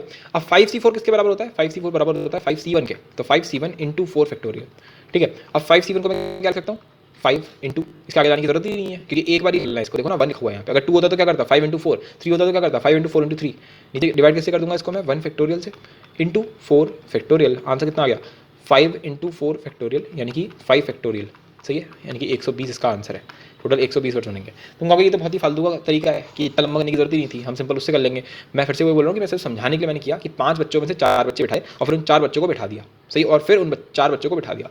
अब तुम्हें रियलिटी में समझ में आएगा जो मैं लिखने वाला हूँ अभी बोल्ड में एकदम, ठीक है। बोल्ड क्या लिख दे रहे हैं सीधे सीधे कि पीएनसी जो है वो क्या है, पीएनसी क्या है, कहानी है, क्या कहानी, सही है। कहानी क्या थी, देखो इस वाले क्वेश्चन के अंदर क्या कहानी थी कि भाई 5 बच्चे हैं, 5 में से 4 बच्चे चुन, पहले मैंने चुने, फिर उन 4 बच्चों को 4 कुर्सियों पे बिठाओ। ये कहानी है, ये एक सीक्वेंस है कि पहले ये कर, फिर ये कर, फिर ये कर, ऐसे करके तुम्हें पीएनसी के हर क्वेश्चन में बस यही होगा कि ये करना है, ये करना है, ये करना है, और फिर सबको मल्टीप्लाई करते रहो, छुट्टी। सही है। ये तो मैं अभी, ये तो बहुत सिंपल है, ये तो बच्चा कुछ नहीं है इसमें। तो अभी तो बहुत ही भयंकर भयंकर लंबे लंबे क्वेश्चन दिखाऊंगा तो मैं पूरा पेज भर जाएगा उससे, ये पूरा पूरा दिख जाएगा, पूरा पूरा बस क्वेश्चन ही क्वेश्चन होगा, इतना लंबा क्वेश्चन, ठीक है। उन सब क्वेश्चन में भी कुछ नहीं होगा, उनमें भी बस यही होगा कि पहले ये करना है, पहले इनको बाहर बुलाना है, इनको अंदर डालना है, इनको बिठाना है, इनको खड़ा करना है, ये सब होगा उसमें, और कुछ भी नहीं करना पड़ेगा। मतलब बहुत ही मजे मजे में तुम्हारा पूरा पीएनसी करा दूंगा, टेंशन मत लो तुम उसकी। Number of ways in which 4 persons can sit of 6 chairs. एक सेकेंड, इधर देखो, इसमें क्या, कुछ भी नहीं है भाई। हमारे पास 6 चेयर है और 4 लोग हैं हमारे पास, तो 6 चेयर में से मेरे पास 6 चेयर है, राइट। तो मैंने 6 चेयर में से मैंने क्या करा, मैंने 6 चेयर में से पहले तो मैंने 4 चेयर क्या कर ली, चुन ली। ये पता, ये तुम लिख सकते हो अपने हिंदी में कि 6 चेयर में से 4 चेयर क्या कर ली मैंने, चुन ली, ठीक है ना, चुन ली। और फिर इन 4 चेयरों पे 4 पर्सन जो है मेरे पास, उनको क्या कर दिया, बिठा दिया, उनको क्या कर दिया, बिठा दिया। तो क्या करेंगे, पहले 6 में से 4 चीज़ें चुन ली, 6 में से 4 चीज़ें, 4 चेयर्स तुमने चुन ली, फिर इन 4 चेयरों पे 4 लोगों को बिठा दिया, 4 फैक्टोरियल, लो सिंपल हो गया। चलो आगे बढ़ते हैं, ठीक है। तुम इसी पे छोड़ सकते हो, बाकी मतलब जो उसका फॉर्मुलेशन है वो तुम बाद में कर सकते हैं कि भाई इसका रियलिटी में आंसर कितना आएगा, वो इंपॉर्टेंट नहीं। बल्कि कई बार तो जेई में लोगों ने क्या करा ना, उन्होंने आंसर नहीं दिया, उन्होंने सीधे बस इतने भी छोड़ दिया कि भाई अगर इसका आंसर है 6C4 × 4 फैक्टोरियल, तो ऑप्शन में मिल जाएगा। ऑप्शन नंबर ए क्या है, 5C4 × 4 फैक्टोरियल, ठीक है। तो वो तुम कर सकते हो, इतनी कोई बड़ी बात नहीं है। अब इसको देख लेते हैं, how many ways 3 different rings can be worn in 4 fingers with at most 1 in each finger. तो मैं क्या करने वाला हूँ इसमें, भाई मैं बोलूँगा मेरे पास 4 फिंगर्स हैं, सही है, मेरे पास 4 फिंगर्स हैं, मेरे पास 3 डिफरेंट रिंग्स हैं, ठीक है। तो मैं क्या करूँगा, मैं भाई 4 फिंगर्स में से मैंने पहले 3 फिंगर क्या कर ली, चूज़ कर ली। तो मैंने 4 फिंगर में से 3 फिंगर्स चूज़ कर ली और फिर इन 3 फिंगरों में 3 रिंग्स को बिठा दिया, 3 फैक्टोरियल। ये आंसर हो गया, सिंपल। आगे बढ़ते हैं। हाँ जी, 7 athletes are participating in a race, okay, in how many ways can the first 3 prizes be won, ठीक है। तो मेरे पास 3 प्राइजेज हैं, पहला, दूसरा और तीसरा, और मेरे पास 7 एथलीट्स हैं। क्या है, 7 एथलीट्स हैं। तो पहले मैंने 7 एथलीट्स में से कोई 3 चुन लिए प्राइजेस के लिए, और फिर इन तीन एथलीट्स को मैंने इन तीनों प्राइजेस में बांट दिया, 3 फैक्टोरियल। हर चीज़ को दिमाग में वो रखो कि 7 बच्चे हैं, उसमें से 3 बच्चे उठाए, उन 3 बच्चों को 3 चेयर में बांट दिया। 7 एथलीट्स हैं, उनमें से मैंने 3 एथलीट्स को चुना, उनमें उनको मैंने 3 प्राइजेस दे दिए। सबसे बढ़िया क्या है, बच्चा चेयर। वो बच्चा चेयर वाला जो एग्जाम्पल है उसको हमेशा हर क्वेश्चन में घुमाओगे तो हमेशा याद हो जाएगा, है ना। तो फिर ये बच्चों वाली चीज़ें लगने लगेंगी, पर उससे तुम्हें मेहनत करनी पड़ेगी। जो मैं 6 क्वेश्चन तुम्हें कराया ना मैंने अभी, इन 6 के क्वेश्चन की हिंदी तुम्हारे सामने पूरी लिखी होनी चाहिए, पैराग्राफ भर के, पूरी हिंदी में, कि 7 एथलीट्स को उठाया, है ना, 7 एथलीट में से मैंने 3 एथलीट्स को उठाया। ऊपर लिखोगे 7 बच्चों में से 3 बच्चों को उठाया, इस तरीके से पूरा लिखो हिंदी में, तभी याद होगा, वरना भूल जाओगे, बता रहा हूँ मैं तुमको पहले। छठवा देखना, how many different signals can be made, ठीक है ना, क्या लिखा है, how many different signals can be made by 5 flags from 8 flags of different colours. क्या बच्चों वाला क्वेश्चन है यार ये। 8 फ्लैग में से पहले 5 फ्लैग चुन लिया जाए, बोलो सही रहेगा, है ना, कि 8 फ्लैग में से 5 फ्लैग पहले चुन लो, तो 8C5, फिर क्या करना है, फिर इन 5 फ्लैग से डिफरेंट सिग्नल बना लें, यानी कि 5 फ्लैग्स को घुमाते रहो, तो 5 फैक्टोरियल, सही है। इसको कैसे लिखेंगे कि भाई 8 बच्चों में से 5 बच्चे चुन लिए, अब इन 5 बच्चों को 5 सीटों में बिठा दिया। यहाँ पे भी ये हो रहा है कि 8 डिफरेंट फ्लैग्स में से मैंने 5 पहले फ्लैग्स चुने, फिर उन 5 फ्लैग्स को मैं घुमाता रहा, जैसे कि मेरे अलग अलग सिग्नल बनते रहेंगे, सही है, परफेक्ट। अच्छा एक और, अगर मैं ऐसे बोल दूं कि 6 लोग एक लाइन में कैसे खड़े हो सकते हैं, 6 लोग एक लाइन में कैसे खड़े हो सकते हैं, क्या लगता है तुम्हें, कैसे खड़े हो सकते हैं 6 लोग एक ही लाइन में खड़े होने सबको। तो बहुत ही सिंपल है भैया, अगर मान लो ये लाइन है, ये तुम्हारी लाइन है ना, 1 2 3 4, एक सेकंड, इस टाइप से, यानी कि तुमने ऐसे कर दिया कि 6 लोगों को 6 डिब्बों में बंद कर रहे हो, तो आंसर कितना आ गया, 6 फैक्टोरियल, है ना भाई। 6 लोगों को अरेंज करना है तुम्हें, और क्या। एक और लेते हैं, बड़ी इंटरेस्टिंग है ये, अगर किसी ने वाली मूवी देखी हो ना, ऋतिक रोशन की सुपर 30, तो सुपर 30 में ये बहुत फेमस हुआ था वहाँ से क्वेश्चन, कि एक पार्टी है उसमें 30 लोग आए हुए हैं, कितने लोग आए हुए हैं, 30 लोग आए हुए हैं, और 30 लोग जो है वो 30 लोग एक दूसरे से क्या कर रहे हैं, हैंडशेक कर रहे हैं, क्या कर रहे हैं, हैंडशेक, सही है। तो वो हैंडशेक कर रहे हैं, तो अगर वो हैंडशेक कर रहे हैं तो टोटल पूरी पार्टी में टोटल कितने हैंडशेक्स होंगे, पूरी पार्टी में टोटल कितने हैंडशेक्स होंगे, बताओ क्या लगता है तुम्हें। पॉज करो और खुद सोचो, तुम्हारे पास सारे कंसेप्ट हैं आज सोचने के लिए इस चीज़ को। तो मैं बताता हूँ, एक हैंडशेक के लिए अगर मैं बात करूँ, एक हैंडशेक के लिए राइट, कि भाई एक हाथ इधर से आना चाहिए और दूसरा हाथ इधर से आना चाहिए, सही है, सही बात है एकदम। यानी कि मुझे 2 लोग चाहिए, मुझे 2 लोग चाहिए एक हैंडशेक के लिए, 1 हैंडशेक इक्वल्स टू 2 लोग, राइट। तो अगर मेरे पास 30 लोग हैं, 30 लोग हैं, तो मैं उनमें से सिर्फ 2 लोग चाहिए मेरे को, तो मैंने 30 में से 2 लोग को चुन लिया, बस अब वो लोग हैंडशेक करते रहेंगे। तुम कहोगे इनको अरेंज नहीं करना है क्या? मैंने कहा अरेंज क्या करना है, एक बार बताओ, एक बार बताना। मान ले तेरा नाम है राम, दूसरे का नाम है श्याम, ठीक है। तो अगर राम ने श्याम के साथ क्या कर लिया, हैंडशेक कर लिया, ठीक है। तो अगर मैंने बोला ना इसको अरेंज कर दो, तो मानो तुम बोलो, तुम्हारा मन होगा कि 30C2 कर दूँ, 30C2 इंटू 2 फैक्टोरियल। कुछ लोग ऐसे कर देंगे, अगर 2 फैक्टोरियल मैंने यहाँ पे कर दिया, तो 2 फैक्टोरियल से तुम्हें क्या मिलेगा? अबे 2 फैक्टोरियल का मतलब हो गया 2, यानी कि तुम मल्टीप्लाई कर रहे हो 2 से, यानी कि तुमने बोला कि राम ने श्याम से वो करा और फिर श्याम ने राम से किया। अबे बात तो वही है चाहे राम और श्याम एक साथ ही तो कर रहे हैं यार हैंडशेक। हाँ, लेकिन अगर राम जो है वही राम जाके श्याम के साथ करे और फिर राम जाके किससे करे, घनश्याम से करे, तो ये 2 अलग अलग माने जाएंगे। पर अगर राम श्याम से कर रहा है फिर श्याम राम से कर रहा है, ये 2 नहीं माने जाएंगे, तो एक ही है, हैंडशेक तो एक ही माना जाएगा ना। तो इसलिए इसमें कोई अरेंजमेंट नहीं है, इसमें सिर्फ सिलेक्शन है कि तुम सिर्फ चुनना था, सिर्फ 2 लोगों को चुन लो, वो अपने हैंडशेक करके निकल जाएंगे, ठीक है। इससे मतलब नहीं है कि कौन सा अरेंजमेंट है, ठीक है। तो ये इसका आंसर हो गया 30C2। अब 30C2 कितना आंसर हो गया, 30 इंटू 29 डिवाइड बाई 2 फैक्टोरियल। कितना आंसर आ गया, इसको डिवाइड कर दो 15 से, शायद कितना आंसर आएगा 275 कुछ आएगा शायद इसका आंसर, ठीक है। तो इतने हैंडशेक्स होंगे, 30 लोग अगर पार्टी के अंदर हैं तो 30C2 आपका आंसर आएगा इस वाले केस में, ठीक है। चलो खैर ये हो गया, बाकी तो अभी टेंशन मत लो, अभी तो हम जब और एग्जांपल्स करेंगे ना तो और अच्छे से फील आएगी, है ना। अभी भी इतने अच्छे से शायद मतलब, लेकिन तभी मैंने कोशिश पूरी करी है कि जो पहले 6 क्वेश्चन थे जो मैंने तुम्हें दिए अभी, इनसे शायद फील तो आने लग गई होगी कि कैसे यूज़ करना है इसको, कि इतना सिंपल तरीका है इसको यूज़ करने का कि पहले चुन लो फिर घुमा दो उनको सबको, राइट। तो इसमें भी यही करना है, सही है। तो अब जो नेक्स्ट लेक्चर से, जैसे अभी ये लेक्चर खत्म कर रहे हैं और इस जो नेक्स्ट लेक्चर होगा उसमें क्या करने वाले हैं मैं दिखा दे रहा हूँ। नेक्स्ट में हमें ये कर रखा है, बहुत सारे मैंने टाइप्स बना रखे हैं ऑलरेडी आईआईटी के क्वेश्चंस को देख देख करके, है ना। ये हर किसी के नोट्स में मिल जाते हैं आज के टाइम पे, तो मतलब हर किसी के नोट्स मतलब बहुत ही कम लोगों के नोट्स में मिलेंगे, हर किसी के नोट्स में तो नहीं मिलते हैं, वरना यूट्यूब पर बहुत चीज़ें सही हो जाती, जैसे स्ट्रिंग गैप मेथड होता है। तो अभी हम क्या करने वाले हैं, सिंपल वेराइटी देखेंगे। क्या देखेंगे, वेराइटी, जैसे कि तुम्हारा दिमाग खोले कि मैं ये जो चीज़ है NCR इंटू R फैक्टोरियल, ये तो चमत्कारी फॉर्मूला है, ये जो क्रांतिकारी चीज़ है ना, ये जो फॉर्मूला है इसको हम कैसे यूज़ करेंगे वो हम लोग अगले लेक्चर से देखेंगे। अगले लेक्चर में ये सब कुछ रिवाइज करके आना जो भी बताया है, क्योंकि बहुत ही एक्सट्रीम लेवल की एप्लीकेशन होगी, ठीक है। मतलब तुम देख ही पा रहोगे कि काफ़ी मज़ा आने वाला है और बहुत ही अच्छे अच्छे क्वेश्चन बनते हैं इसके ऊपर, ठीक है। एक तो बनेंगे ज्योमेट्रिकल प्रॉब्लम्स, वो तो बहुत ही इंटरेस्टिंग होती हैं, ग्रेड प्रॉब्लम्स बनेंगी, चेस बोर्ड प्रॉब्लम्स होंगी, मतलब अलग ही लाइफ की, समझ पा रहे हो। मतलब इतनी सिंपल सी चीज़ कि NCR इंटू R फैक्टोरियल, इसका हम यूज़ करने वाले ज्योमेट्री के अंदर, कि कैसे अगर मैं चेस खेल रहा हूँ तो मैं कैसे यहाँ से यहाँ पहुँच सकता हूँ, मतलब बहुत ही बड़े बड़े क्वेश्चन बनते हैं। चलो देन मिलते हैं अगले लेक्चर में। आई होप सो आज इतना ज़्यादा ब्लंडर ना हुआ, खैर ठीक है। बस ये याद रखना, कुछ भी समझ में ना आए तो बस एक चीज़ याद रखना कि NCR into R factorial, N चीज़ों में से R चीज़ें चुन लो पहले, फिर उन R चीज़ों को अरेंज कर दो, ठीक है। तो बस अगर तुम्हें इतना भी समझ में आ गया तो तुम अगला लेक्चर बड़े आराम से समझ लोगे पूरा का पूरा, ठीक है, और सारे क्वेश्चन कर लोगे IIT के। All right then, thank you very much.